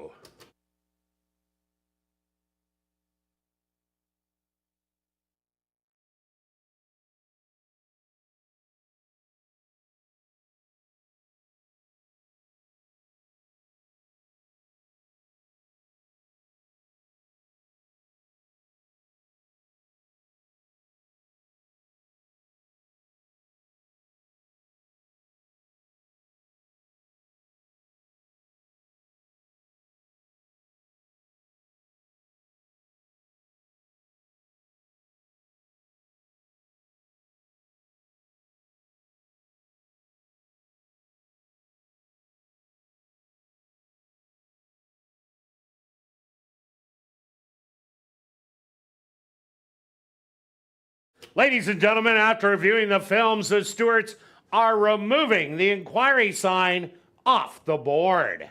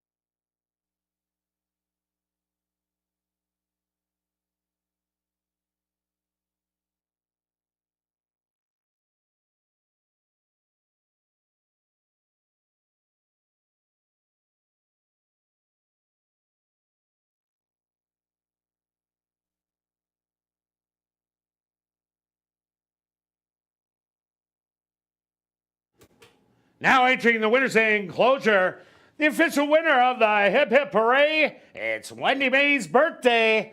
That's number 4, Linda's Map. Linda's Map is a chestnut filly, 2 years old, by Liam's Map, out of the mare Magdalena's Moment by Harbor the Gold. Owned by Linda Idell, trained by Carlos Moreno, and ridden to victory by Ronald Ali. Time for the 5.5 furlongs, 108-2.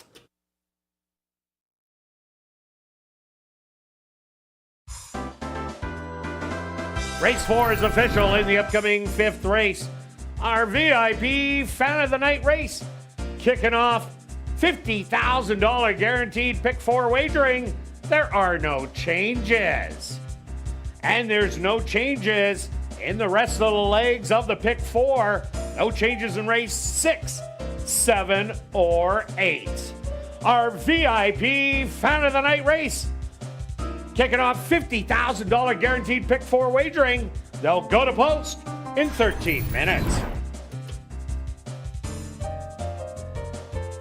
And take note that we did modify our racing schedule and added dates in September. Racing continues next Monday and Tuesday at 7:30, and it will feature Fan Appreciation Days, so you won't want to miss it.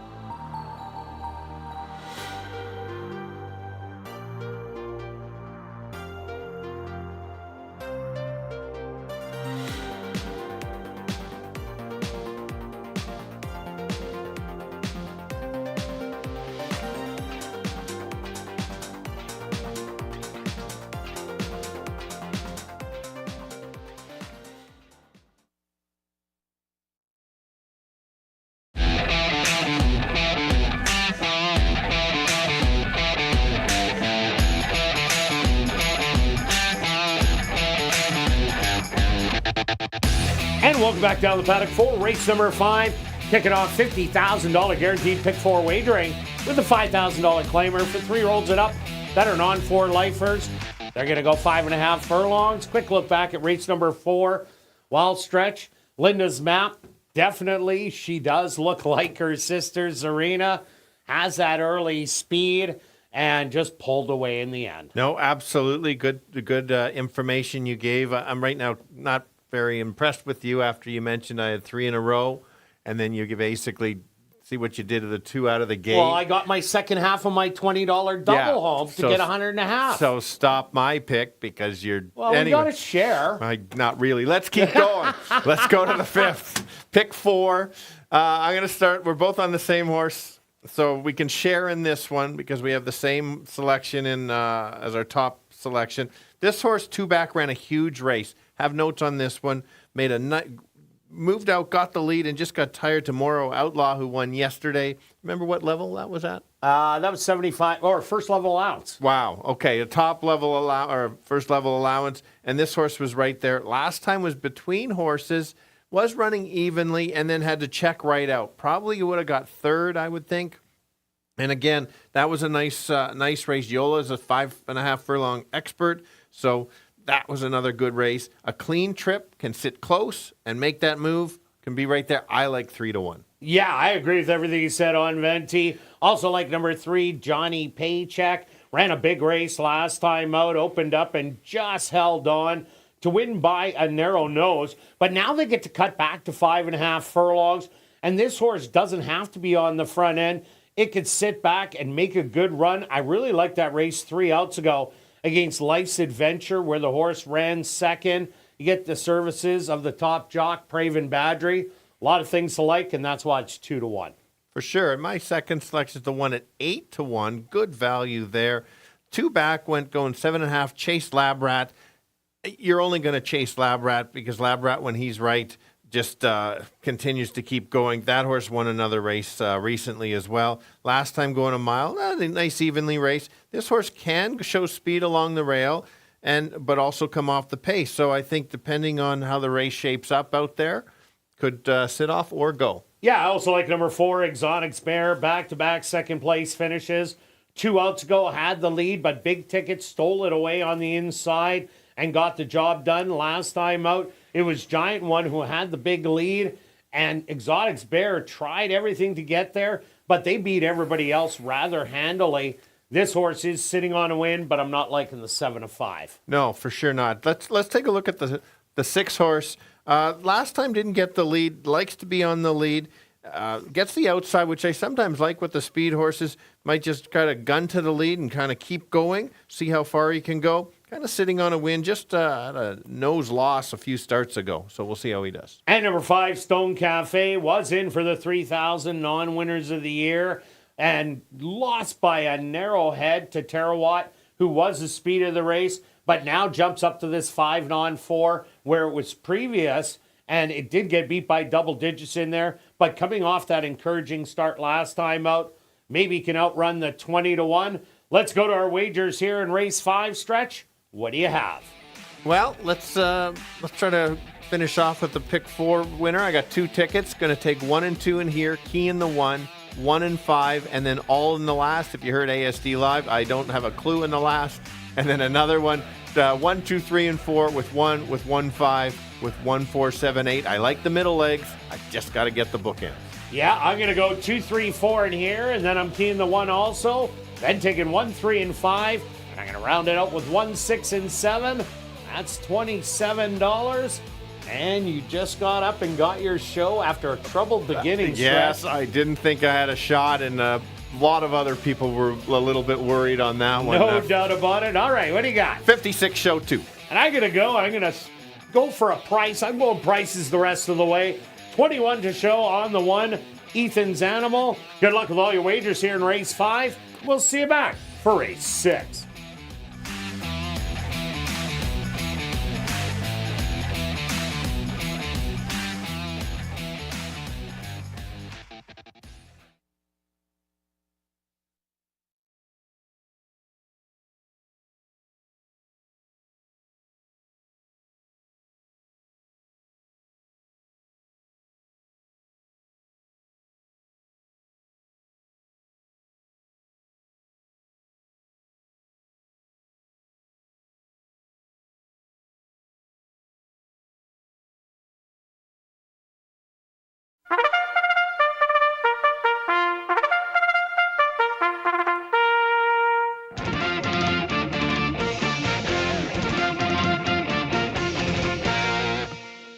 The horse on the track for race number 5, our VIP Fan of the Night race. They're going to go 5.5 furlongs for $10,300.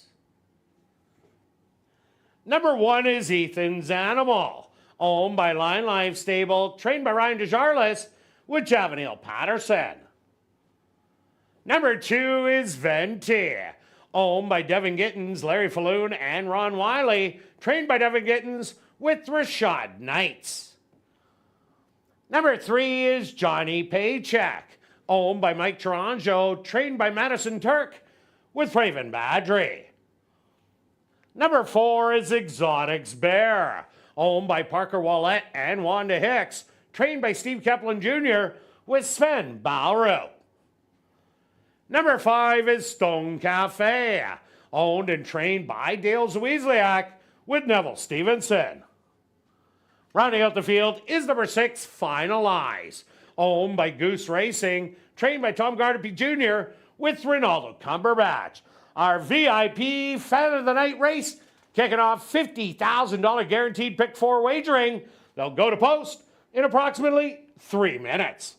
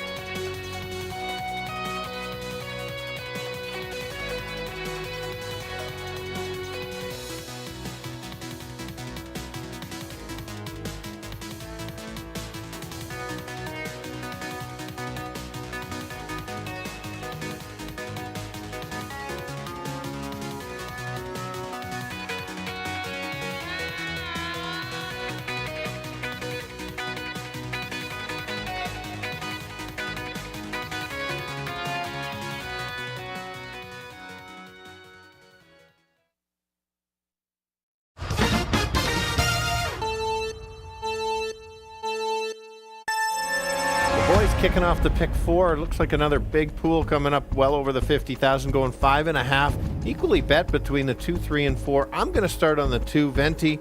2 races back, was too good to lose, but lost to a real good one, so may have an excuse. Last time checked severely in the stretch, would have been a higher placing. Runs back to some of those last races, drops in class. Think it's the horse to beat, even at not being the favorite. The 1 at 7-1, very good value. Been running some nice races. Cuts back in distance, could show speed and try to steal it.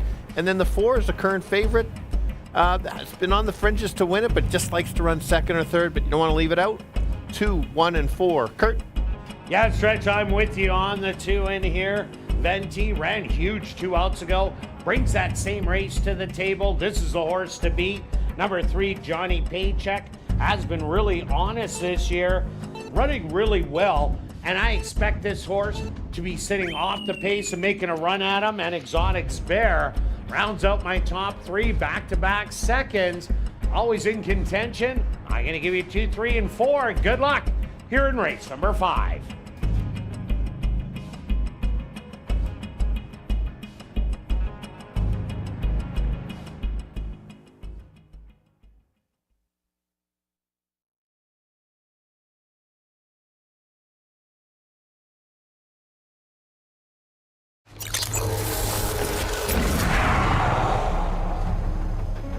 It's now 2 minutes to post time at ASD.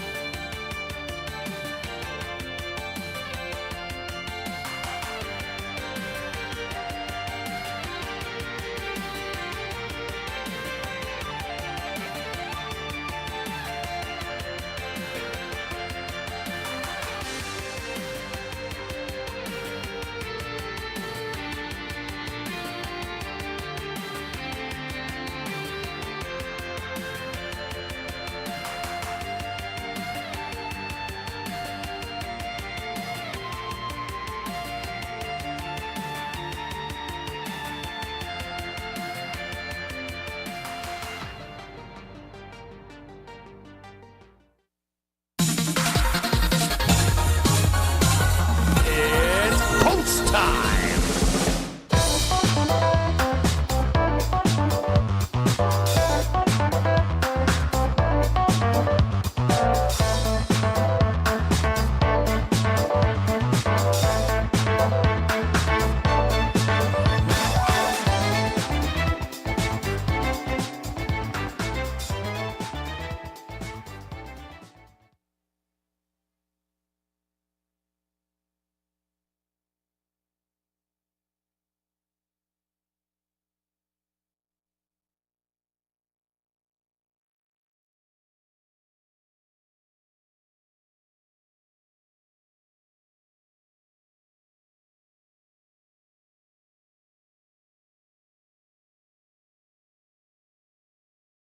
Ethan's Animal, the first one into the starting gate.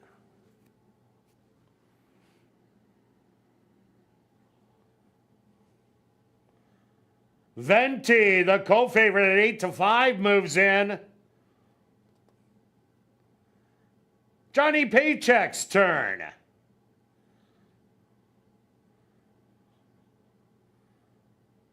Exotics Bear, the other co-favorite at 8-5, ready to move in.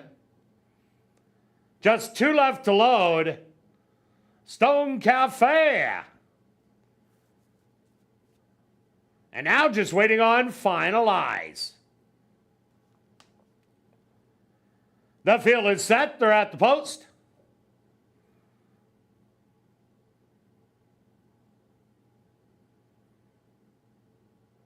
And they're off. From the middle of the track, Exotics Bear is away well on the inside. Johnny Paycheck gonna put on some pressure, 3 wide. Stone Cafe. Venti moving up sharply behind the trio in 4th. Then it's finalized, and Ethan's Animal can see them all. But it's Johnny Paycheck and Exotics Bear. These two cut the opening quarter in 23-3. Venti sitting behind, looking for room with a pile of horse. Then it's Stone Cafe. 5 more back to Ethan's Animal. And finalize. They hit the head of the lane, and Johnny Paycheck has the lead by a half a length through 47-1. On the far outside, here comes Venti. Absolutely flying. It's Venti and Exotics Bear coming to the wire. And it's gonna be Venti getting it done. Exotics Bear, second best. Third's gonna go to Johnny Paycheck. And 4th, to Ethan's Animal.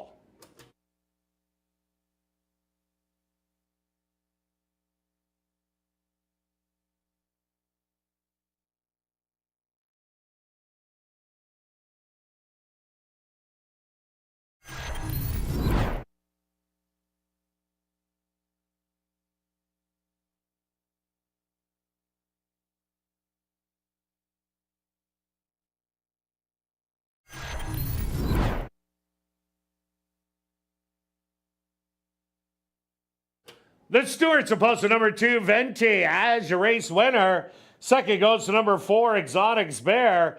Third to number 3, Johnny Paycheck. And 4th to number 1, Ethan's Animal. They went the opening quarter 23-3, the half 47-1. 5 furlongs, 1 minute. Time for the 5.5 furlongs, 106-2.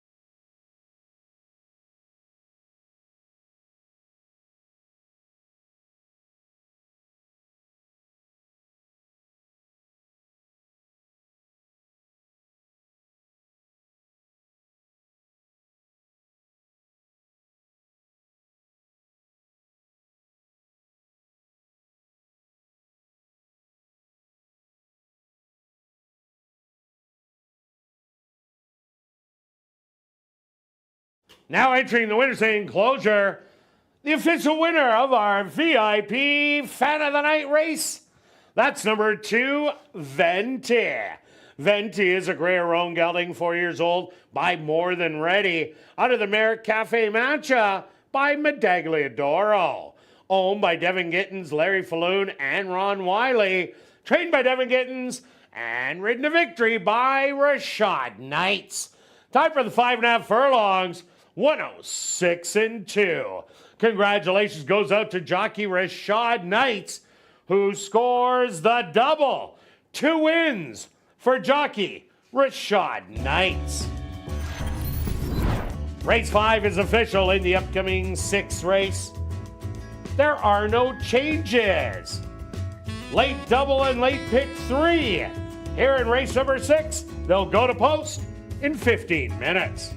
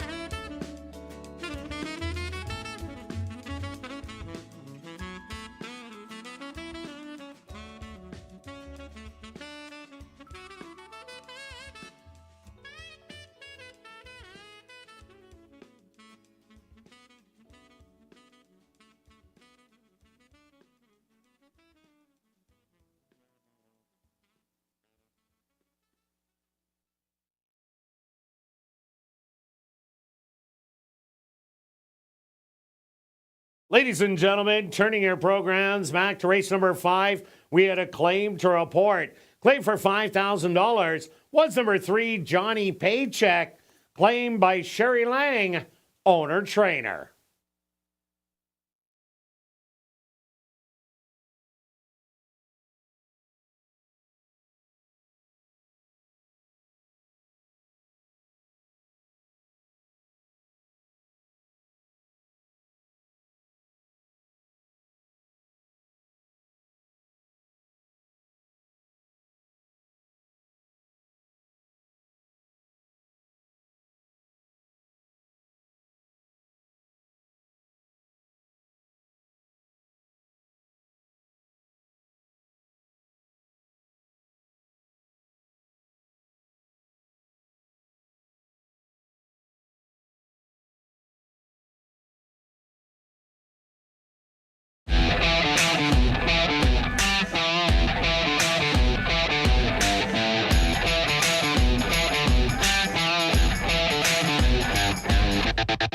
And welcome back down the paddock for race number 6 for this $5,000 claimer. For fillies, mares 3 and up that are non-4 lifers, they're going to go 6 furlongs. Quick look back at race number 5. Wild Stretch, we talked off camera and we said if you were able to bet just before the 3/8 pole where Venti was watching the 3 of them battle it out, would you have gone all in? All in. I could not have bet enough on that. A great ride. Rashad's just riding so well, all season, but that last couple races, as soon as he wanted to go. And you always know when a jockey has horse, when he takes the horse out wide, and if he's a little short, he'll stay on the rail hoping to save ground. Not this one. Took him outside and took over late. Perfect. On to race number 6. A big favorite in here at 4-5. Yeah, it's both our top selections. Last time, just one so easily dropped in class was running against, well, take a look. Burrow Down, only lost by 8 to Burrow Down. You saw what Burrow Down did to a bunch of them a few races ago. Spit and Kitten just wins races. Those 2 alone now dropped to the proper spot. Crushed them last time. Went 30 cents on the dollar. Yeah, it was an evening paid workout. Just trying to find a spot. You fit the condition. Why not go again? Yeah, no doubt about it. I also like number 6, Sparkling Silver. Ran a good second to the Speedy half in the wrapper 2 outs ago. Last time out again after half in the wrapper. Had to do some chasing, but ended up just losing by a length for second money in there. But this is a much easier spot from 75 wide open down to the 5 non-4. I think this horse is a big shot also. For sure. I needed a speed horse. My speed horse here is the 2-horse Russian Pearl. Showed speed going long and kind of tired. Lost the Torpedoes, who we just saw win in the first. So that tells you where the class is. Makes the drop-in class. Cuts back in distance. I would say doesn't have to have the lead because Lady Cop is probably the speed. But let's, do you think the horse is going to the lead, Russian Pearl, or coming? Oh, yeah, I think it's going to be close up. But even look at the last 4 races. Damn the Torpedoes has won 2 in a row. Mechanic Susie won 6 in a row. And then, there's a win right before that when those ones weren't in. Another horse to look at, number 4, East Coast Cowgirl. Last time he was in for 10 on 3. Made quick work of that field easily. Winning by 6 1/4. Then hit the first level allowances. And that was too tough. Now takes a drop back down. Has a good freshened up work. 3 furlongs in 37 2. And right now getting a good price at 8-1. For sure. Let's take a look at the 3-horse. I've cashed a few tickets on this horse over the season. The last couple races have been nice races, just kind of stalking and running. And I think the same thing could happen. As you discussed, Kirt, you think maybe the 2 and 5 battle it out? This horse might just get that dream trip in the similar spot, like the 2 horse in the last, might get a jump on the closers. Yeah, number 5, Lady Cop. How does she win? Well, run and gun to the front. She won 2 outs ago. Last time out, had to run against Load Abroad, Spunline, and Miss Z. Ended up tiring going the 6 furlongs. But if she could somehow shake free, she could go a long way. Let's go to our wagers here in race 6, Stretch. What do you have? Well, I've got kind of everything kind of keyed on the 1, so I had to play this pick 3 just in case because that's how I could get it back. 1, 2, and 6 with 1, 5 with 1, 3, 4, 7, and 8. That's 15. It certainly is going to pay if you beat the 1. Well, I got my last daily double, so let's try it again. A $20 double, 1 and 1. Good luck with all your wagers here in race. Whoa, whoa. Someone's still alive in the show parlay. So before, I wonder if we can guess who. Yeah, so we got 59 show on the 1. How many apology letters do you have to send out every Wednesday? Like, you have to send all the trainers and the owners, I'm sorry, because you owe at least 2 tonight. Well, yeah, there's no doubt about that one, but hopefully, they leave me alone in the race office. I'm kind of hidden away in the back, so I like to stay there and keep away from them. Yeah, so 59 show on the 1, and Kurt's done. Stick a fork in him. All right, good luck with all your wagers here in race 6. We'll see you back for race 7.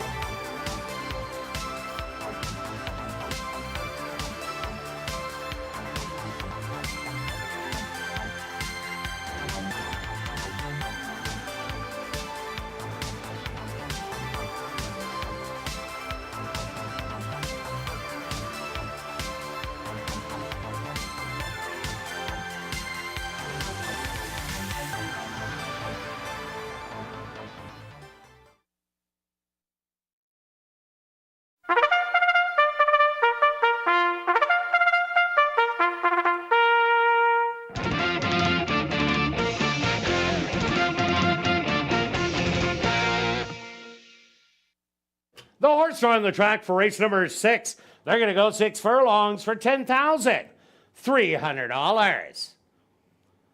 Number 1 is Reasonably Lovely, owned by James Parisian, trained by Steve Kepplin Jr. with Praven Badry. Number 2 is Russian Pearl, owned by Larry Falloon and Ron Wiley, trained by Devin Gittins with Rashad Knights. Number 3 is Double Barrel Delight, owned by Henry Witt Jr., trained by Lee Delaron with Chavi and Chow. Number 4 is East Coast Cowgirl, owned by Henry Witt Jr., trained by Lee Delaron with Antonio Whitehall. Number 5 is Lady Cop, owned by Darcy Peterson, trained by Shelley Brown with Dario Dalrymple.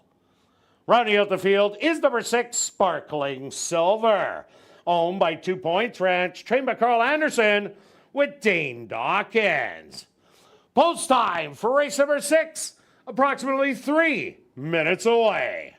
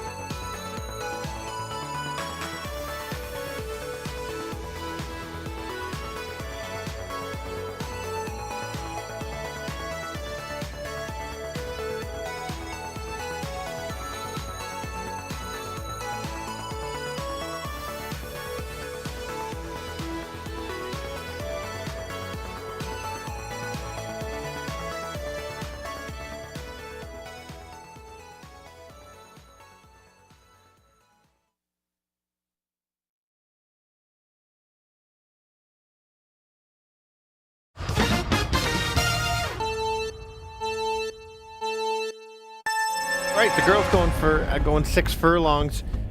Many looking for their third win, some even more. But let's go to the 1 horse. Dropped in class last time and crushed, winning by 3. Drops again in class. A few more wins though, but just who she's been racing should sit in about 4th or 5th and make that nice even move and take over late. Who else could maybe upset or be there? The 6 is a similar style, can stalk, will make a late move. And you don't want to ever leave out the speed. And who's the speed? That's the 2. Classy speed drops in class. Maybe you can try to steal it for the upset, but I'm going to go 1, 6, and 2. Kirt? Yeah, Stretch, I'm with you on number 1, Reasonably Lovely. Just toyed with the field last time out. Was running against the best on the grounds. Takes another drop in here. She is the one to beat. Also like number 6, Sparkling Silver. There's no half in the wrapper here. Now it's just Reasonably Lovely. Was chasing after that kind of the speed. Might get the jump on Reasonably Lovely. So could pull a little bit of an upset. And I like number 4, East Coast Cowgirl. Last time in for 10 on 3. Made a swooping move and won with the greatest of ease. Was at the first level allowance. So is another dropper with a freshened workout.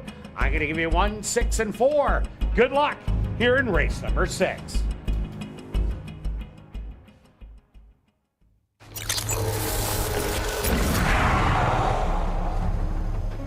It's now 2 minutes to post time at ASD.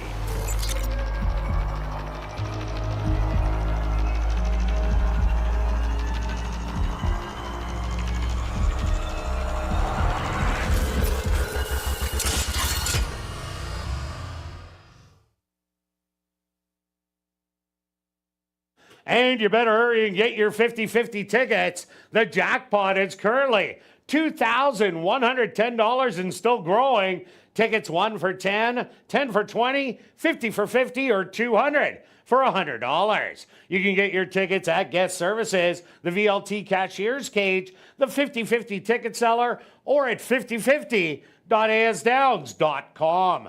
Ticket sales will close at 9:50 p.m., just a little over 11 minutes away. So get your tickets now.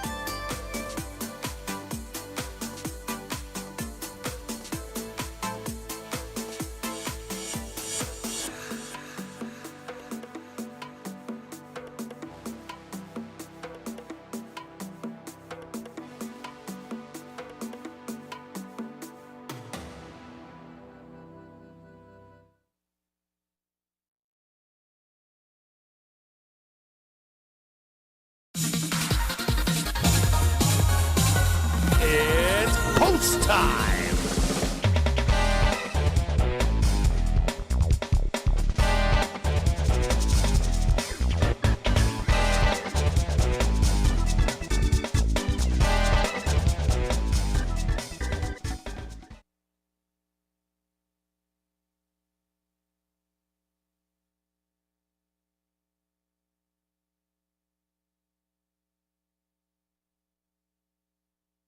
Sparkling Silver, the first one into the starting gate. Next up, the 4-5 favorite, Reasonably Lovely.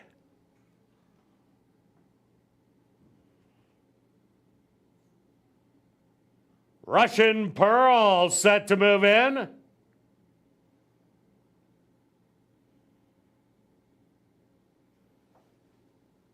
Double Barrel Delight is next. Just 2 left to load. East Coast Cowgirl. And now just waiting on Lady Cop.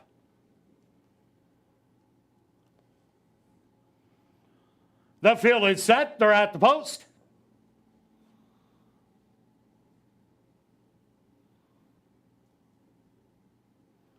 And they're off. Quickly from the outside, Lady Cop. Pointed right out to get the early lead. Russian Pearl to the inside, settled in second. In between horses, Double Barrel Delight in third. East Coast Cowgirl. 3 wide in fourth, 4 wide to Sparkling Silver. And Reasonably Lovely. Watching all the action from 5 lengths off of it. 24 seconds, the opening quarter. It's now Russian Pearl and Lady Cop.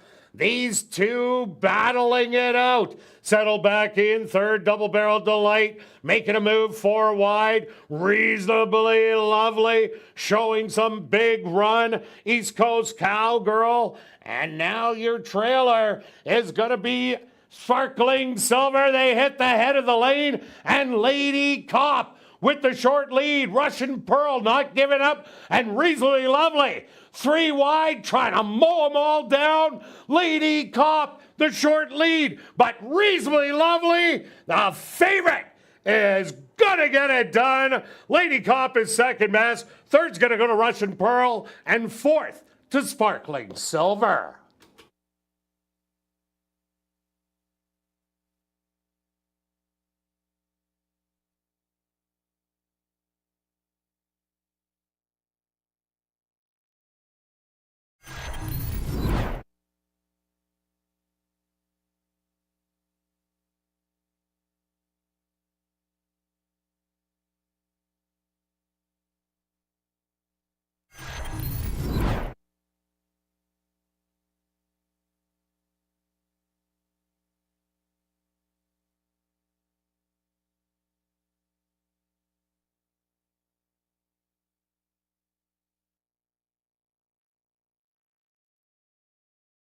The Stewarts opposed to number 1, Reasonably Lovely.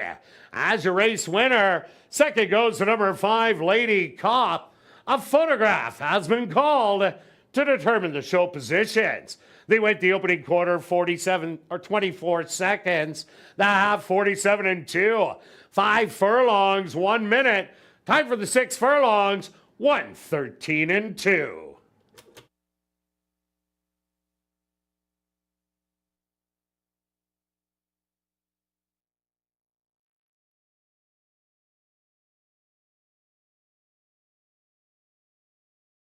Results of the photo show number 2, Russian Pearl. Finishing third, fourth goes to number 6, Sparkling Silver.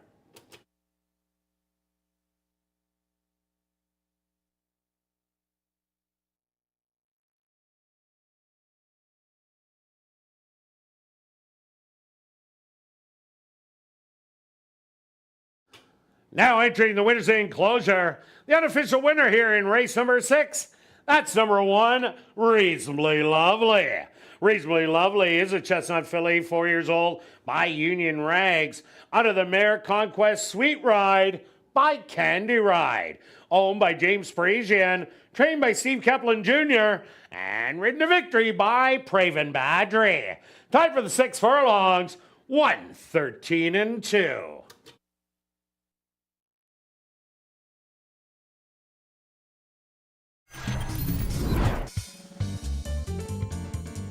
Race 6 is official in the upcoming 7th race.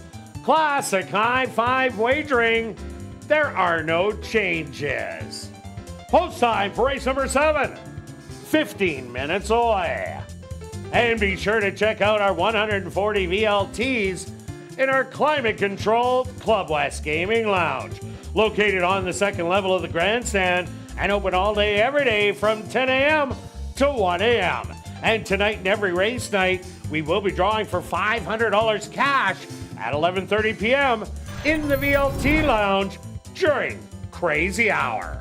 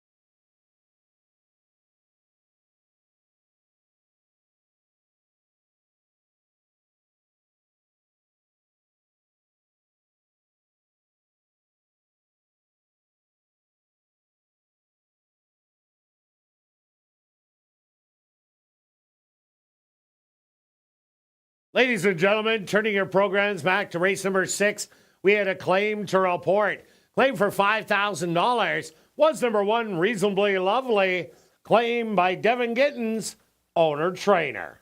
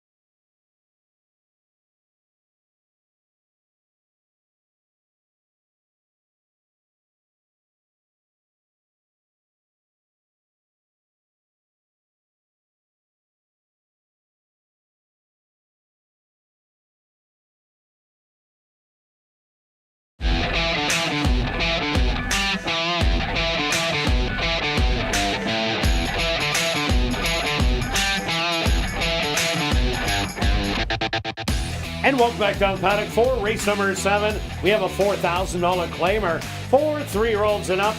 They're going to go 5.5 furlongs. Quick look back at race number 6. Well, Reasonably Lovely got out of the gate well, but didn't show any early speed. Were you concerned at all, Stretch? A little bit, because the horse and then had to go so wide.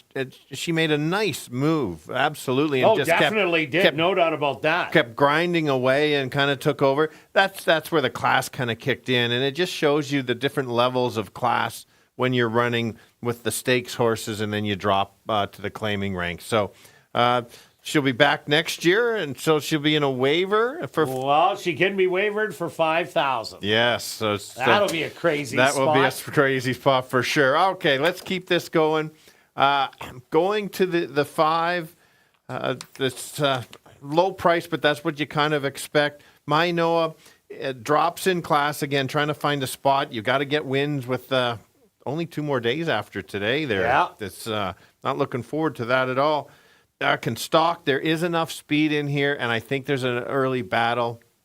And if that's the case, it completely sets up for My Noah to get his second win. That first race, remember, way back in May, looked so dominating. And then the last couple, that other race was in the duel. And then that's why I don't want this horse to be in the duel. Yeah, but this horse is running against so much better than it is facing today. I went to number 1, Replete, ran a good race last time out, was beaten by Exchequer and Cool Cross, but does have a really good stalking running style, because the 2 big investment, the 3 Victory Line, the 4 and the 6, all of them have early speed to go jam to the front end. And if they do that, maybe My Noah gets into that mix.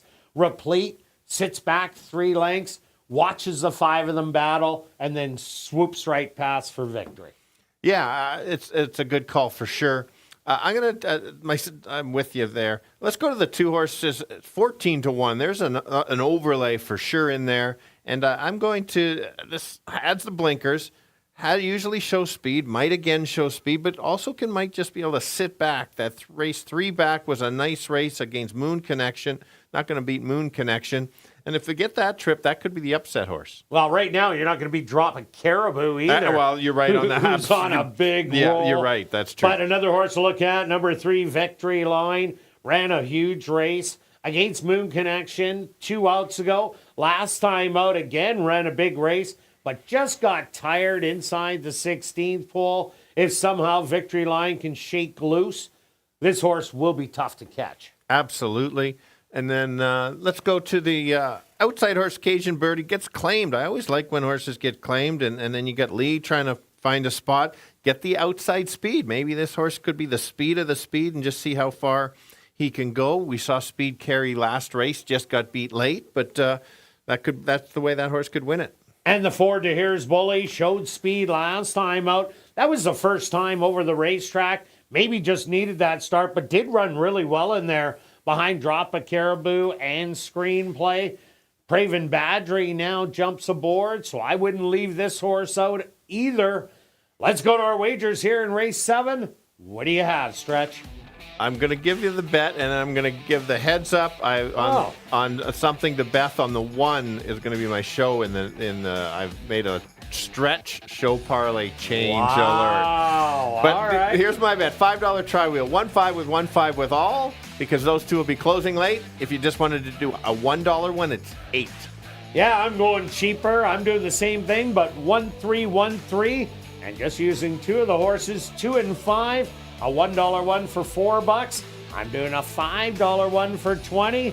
And Stretch, you're changing up your the show. First ever change alert on the show. I told them before it's going to go to the 5. I'm taking a shot. We're going to try to double it up because of. You're going to my replete.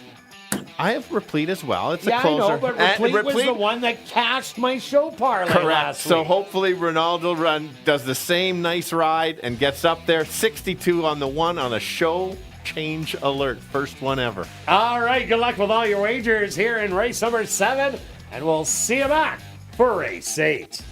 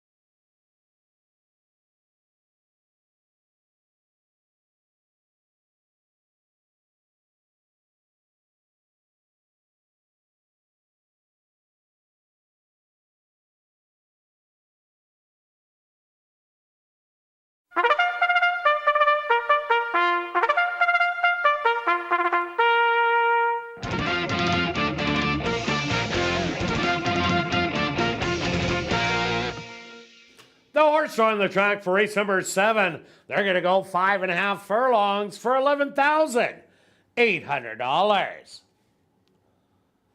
Number 1 is Replete, owned by Elton Dickey and Wade Salmon, trained by Elton Dickey with Ronaldo Cumberbatch.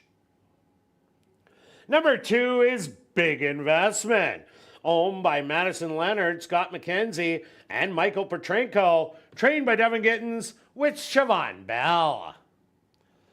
Number 3 is Victory Line, owned by Drop-In Racing, trained by Steve Kepler Jr. with Sven Bauer. Number 4 is The Here's Bully, owned by Dion Peterson, trained by Perry Cavanaugh with Praven Badry.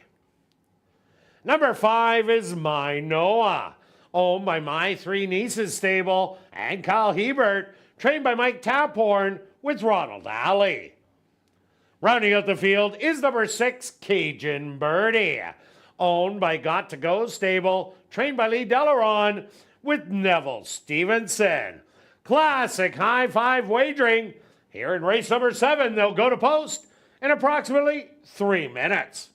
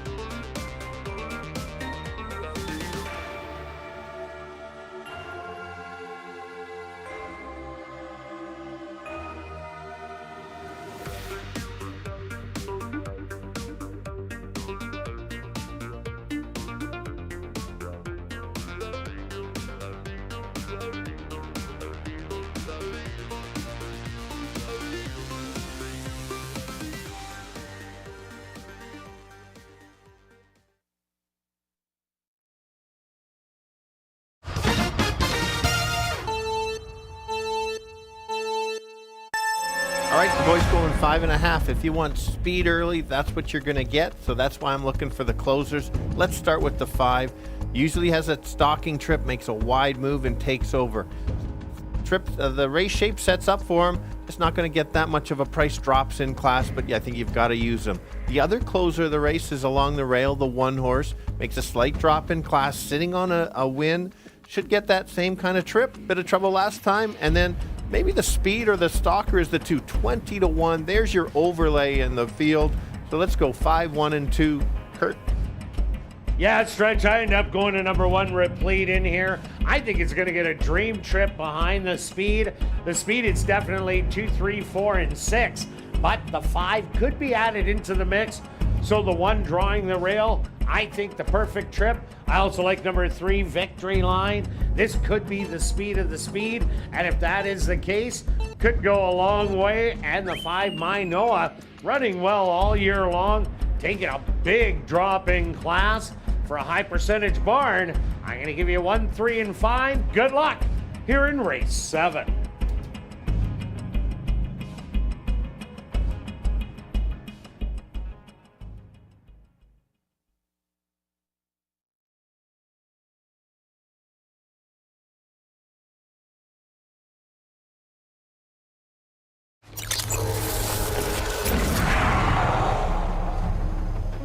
It's now 2 minutes to post time at ASD.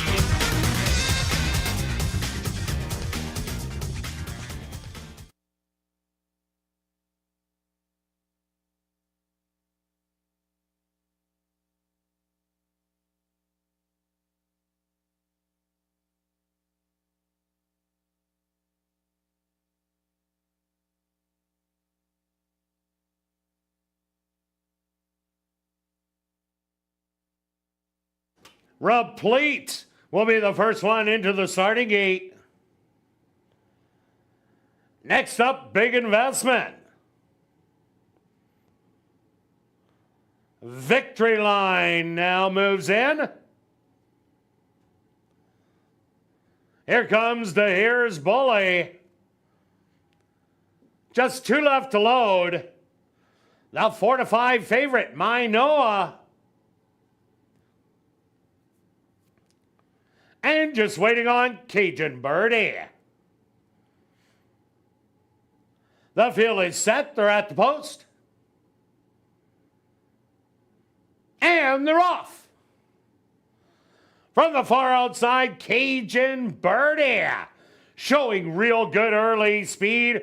Victory Line will chase from second. Big Investment back in third. On the inside, Replete in fourth. Then it's My Noah to the outside, and the trailer will be Here's Bully. Victory Line now engages Cajun Birdie. through an opening quarter of 23 seconds and takes the lead by a half a length. Cajun Birdie back to second. My Noah making an outside move from third. Replete still hugging the rail. Then it's Big Investment. And here's Bully. They hit the head of the lane. And Victory Line has opened up by 2 lengths. My Noah, 46 and 2 the half, has dead aim on the outside. The leader still Victory Line. My Noah, a 16th of a mile to go. And the favorite won't disappoint. My Noah by half a length. Second to Victory Line. Third's going to go to Replete. And fourth to Cajun Birdie.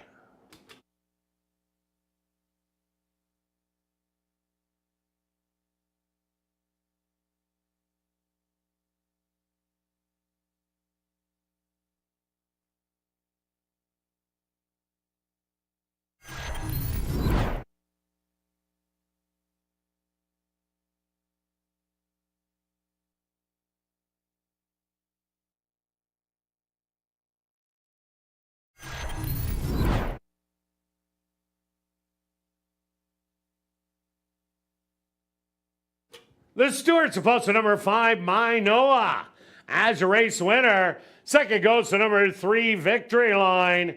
Third to number 1, Replete. Fourth to number 6, Cajun Birdie. And fifth to number 4, Here's Bully. They went the opening quarter 23 seconds. The half 46 and 2. 5 furlongs, 59 and 2. Time for the 5.5 furlongs, 106 and 1.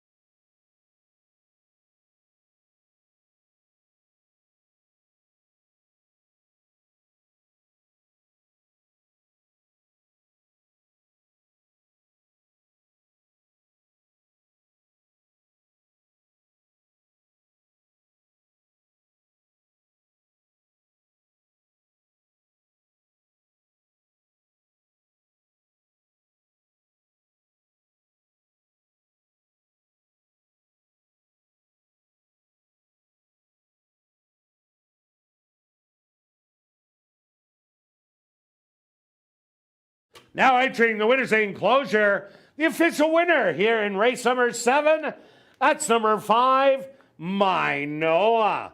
My Noah is a big gelding, 5 years old, by a treatise, under the Miramis cap by Capote. Owned by My Three Nieces Stable and Kyle Hebert, trained by Mike Taphorn, and ridden to victory by Ronald Alley. Time for the 5.5 furlongs, 106 and 1. Congratulations goes out to jockey Ronald Alley, who scores the double.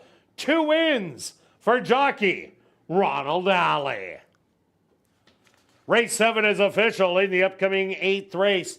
Classic high 5 wagering. There are no changes.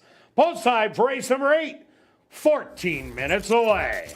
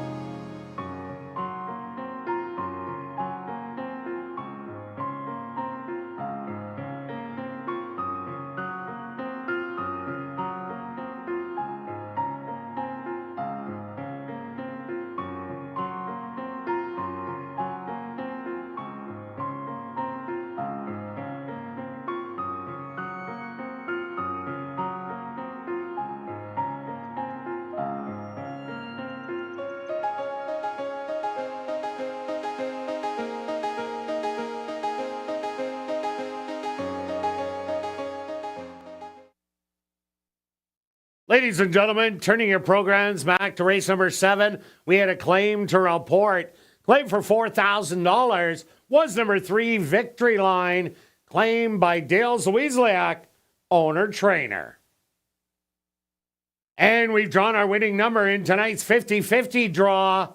Series AS, your number, 2469714. Congratulations, you've won $1,110, and that ticket was purchased on track so you could collect your winnings at guest services on the main floor, South End.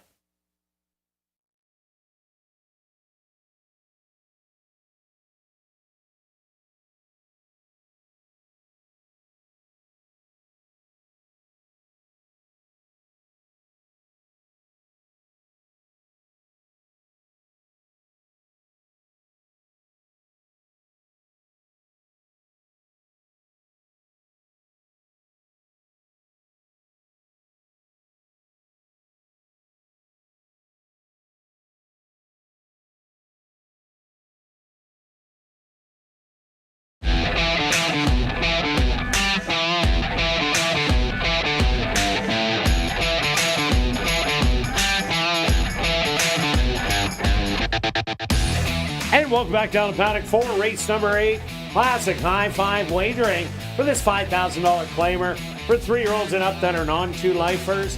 They're going to go 6 furlongs. Quick look back at race number 7.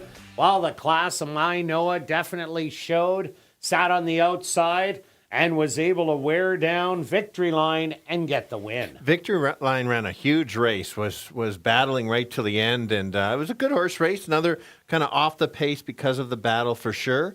And so let's finish off strong in the a race that I don't really have any strong opinions. So I decided let's find a long shot, and Julie's got the long shot out there with more of Tada.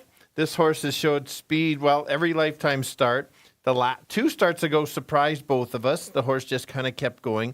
Last time there was some speed. They say lone speed. I don't disagree, but I thought that this horse just had so much speed, grabbed the lead, and just kind of kept going. Did get tired late, so it's a matter of can this horse carry that extra half a furlong. Have seen some speed carrying, like 2 back on Reasonably Lovely. Yeah. The Lady Cop, was it? Lady Cop ran huge in there. So that's my top pick at 16-1. And I went for a little bit of a long shot, number 7, No, I Won't Back Down. Last time out, ran a flat effort going the 5.5 furlongs. But the previous 2 races, those were good third-place finishes. Behind number 6, I Love My Life. This is a horse that likes to stalk and pounce.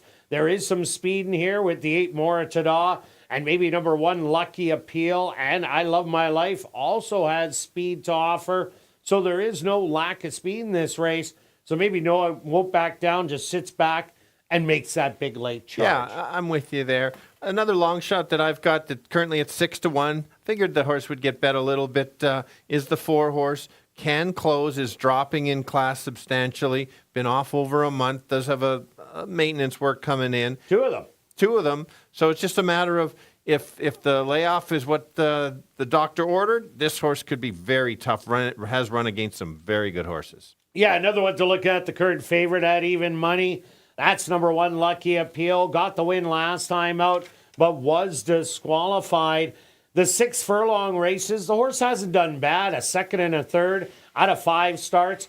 And ran a good 4th, 3 outs ago against JL Copper and Dare to Endure in an allowance non-2-lifer event where they went pretty quick that day in 1:12-3 with that inside draw. This horse definitely has a good chance, but not a great price. No, not in a race like this. The 3 horse almost made my top 3. Didn't know where to put this horse. Can show speed, can come off. 3 starts ago, 1 by 6, 1 going away. Kind of surprised us a little bit there. And then last time, not as good. 2 starts ago was pretty good. This certainly in the mix. 14-1 is a good price for this condition and this horse. Also, number 6, I Love My Life. You're getting good odds at 4-1. Was the beaten favorite last time out, but broke slow out of the gate. Tried to keep up, and then just tired late down the lane.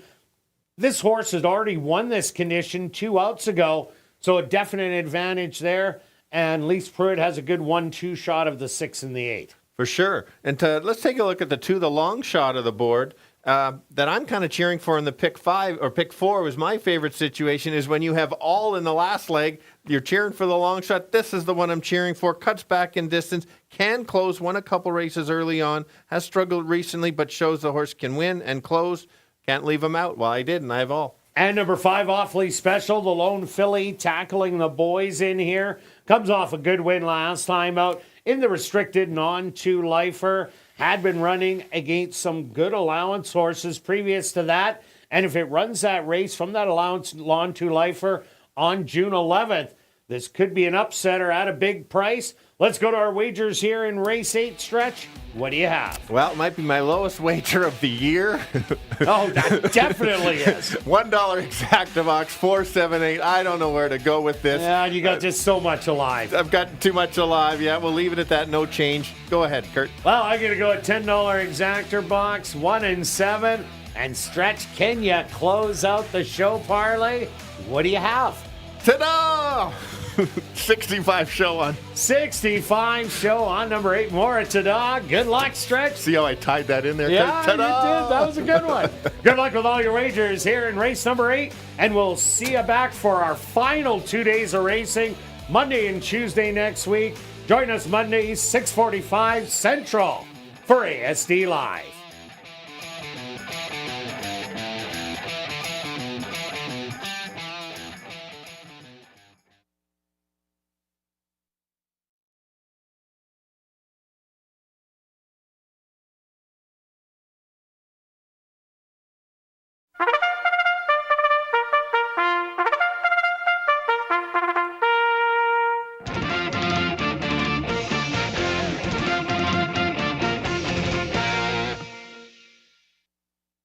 The horses on the track for race number 8. They're going to go 6 furlongs for $10,100. Number 1 is Lucky Appeal, owned by Henry Witt Jr., trained by Lee Delaron with Antonio Whitehall. Number 2 is Keystone Cash, owned by Sylvia Harabchak, trained by Maria Stanford with Dane Dawkins. Number 3 is Double Karuba, owned by A2 Thoroughbreds and True North Thoroughbreds, trained by Michael Nault with Praven Badri. Number 4 is Thirsty Baby, owned by Wind Dancer Stable, trained by Wendy Anderson with Ronaldo Cumberbatch. Number 5 is Awfully Special, owned by WRA Ventures, Hillside Farms, and Right Attitude, trained by Stephen Gaskin with Rashad Knights. Number 6 is I Love My Life, owned by Sons of the Lane, trained by Lise Pruitt with Chavi and Chow. Number 7 is No I Won't Back Down, owned by Ross Racing Stables, trained by Courtney Ross with Neville Stevenson. Rounding out the field is number 8, Mora Ta-da, trained by Arneson Farms, or owned by Arneson Farms, trained by Lise Pruitt with Demario Bino. Classic high five wagering. Here in race number 8, they'll go to post in approximately 3 minutes.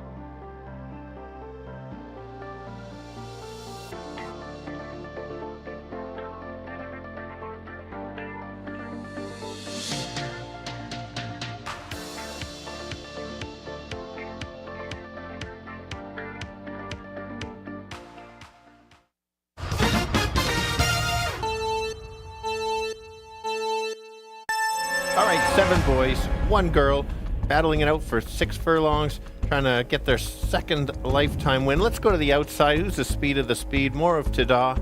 Been running a couple good races, seems to be on the improve. We'll have to clear and try to keep going. Extra distance makes it a little bit tough, but if you can handle it, 13-1 is the right price. On the opposite end, the closer of the race is going to be the 7. Should be sitting back and trying to make a late run, 10-1. And how about another one that has the back class? It'll be closing at 8-1. That's the 4.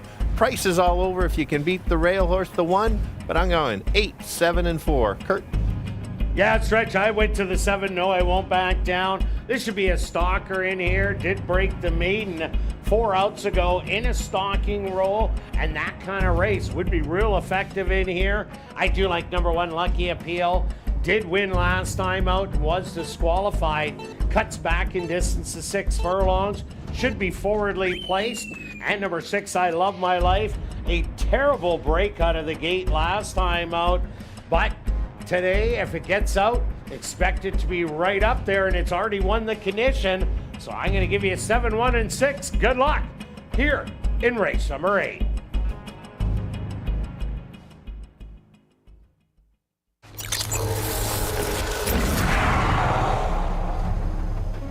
It's now 2 minutes to post time at ASD.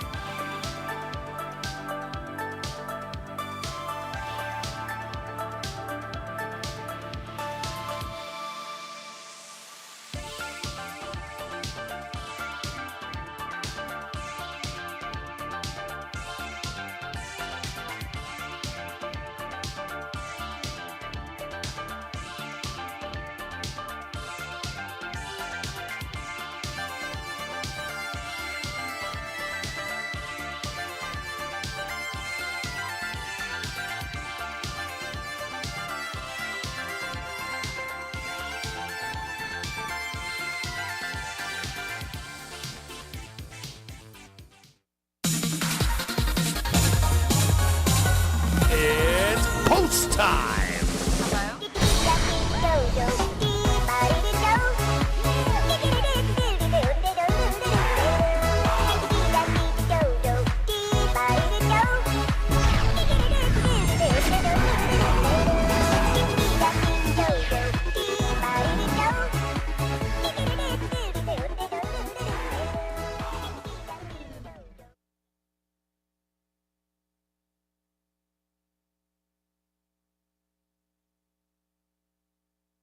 Lucky Appeal, the 6-5 favorite, leads them in for the nightcap.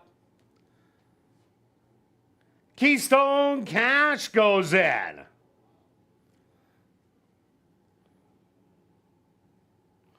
Next in, Double Karuba.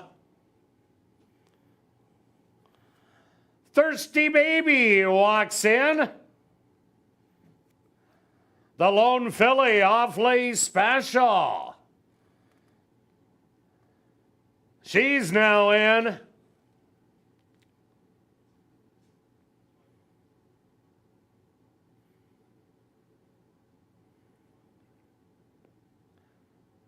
Here comes I Love My Life. Now just 2 left to load. No, I Won't Back Down. And just waiting on Mora Tada.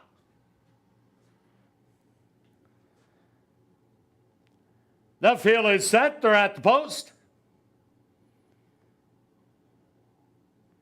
And they're off. Breaking a little slow was Lucky Appeal. To the outside, Mora Tada. Straight out to grab the early lead. I Love My Life. It's going to be stalking in second. No, I Won't Back Down on the outside in third. Awfully Special in fourth. Then it's Double Karuba in fifth. Thirsty Baby, Lucky Appeal, recovered and getting into it. And the trailer, Keystone Cash. 23-2 the opening quarter. Now I Love My Life takes over as a leader by a half a length. Mora Tada back to second. Rallying Awfully Special from third. Then a No I Won't Back Down. Thirsty Baby, Lucky Appeal, Double Karuba, and Keystone Cash. They hit the head of lane, 46-4. I Love My Life with the short lead, but now Awfully Special goes on by and is starting to open up on him. Awfully Special at the 16th pole is gonna win by 3. Mora Tada second best, third and No I Won't Back Down, and fourth, Thirsty Baby.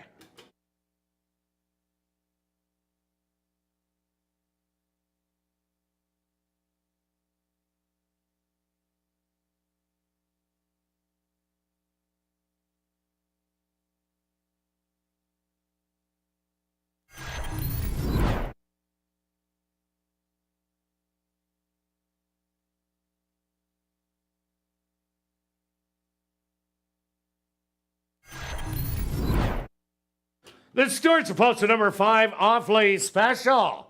As your race winner, second goes to number 8, Mora Tada. Third to number 7, No I Won't Back Down. Fourth to number 4, Thirsty Baby. And fifth to number 1, Lucky Appeal. They went the opening quarter 23-2, the half 46-4. 5 furlongs, 59-4. Time for the 6 furlongs, 113-4.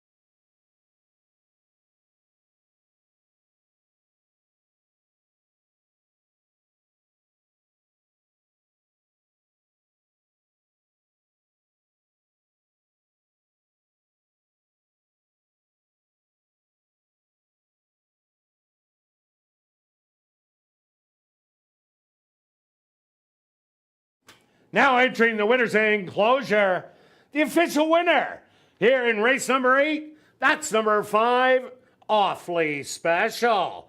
Awfully Special is a chestnut filly, 3 years old, by Kentucky Bear, out of the Mary Elling Timber by Forestry. Owned by WRA Ventures, Hillside Farms, and Right Attitude. Trained by Stephen Gaskin, and ridden to victory by Rashad Knights.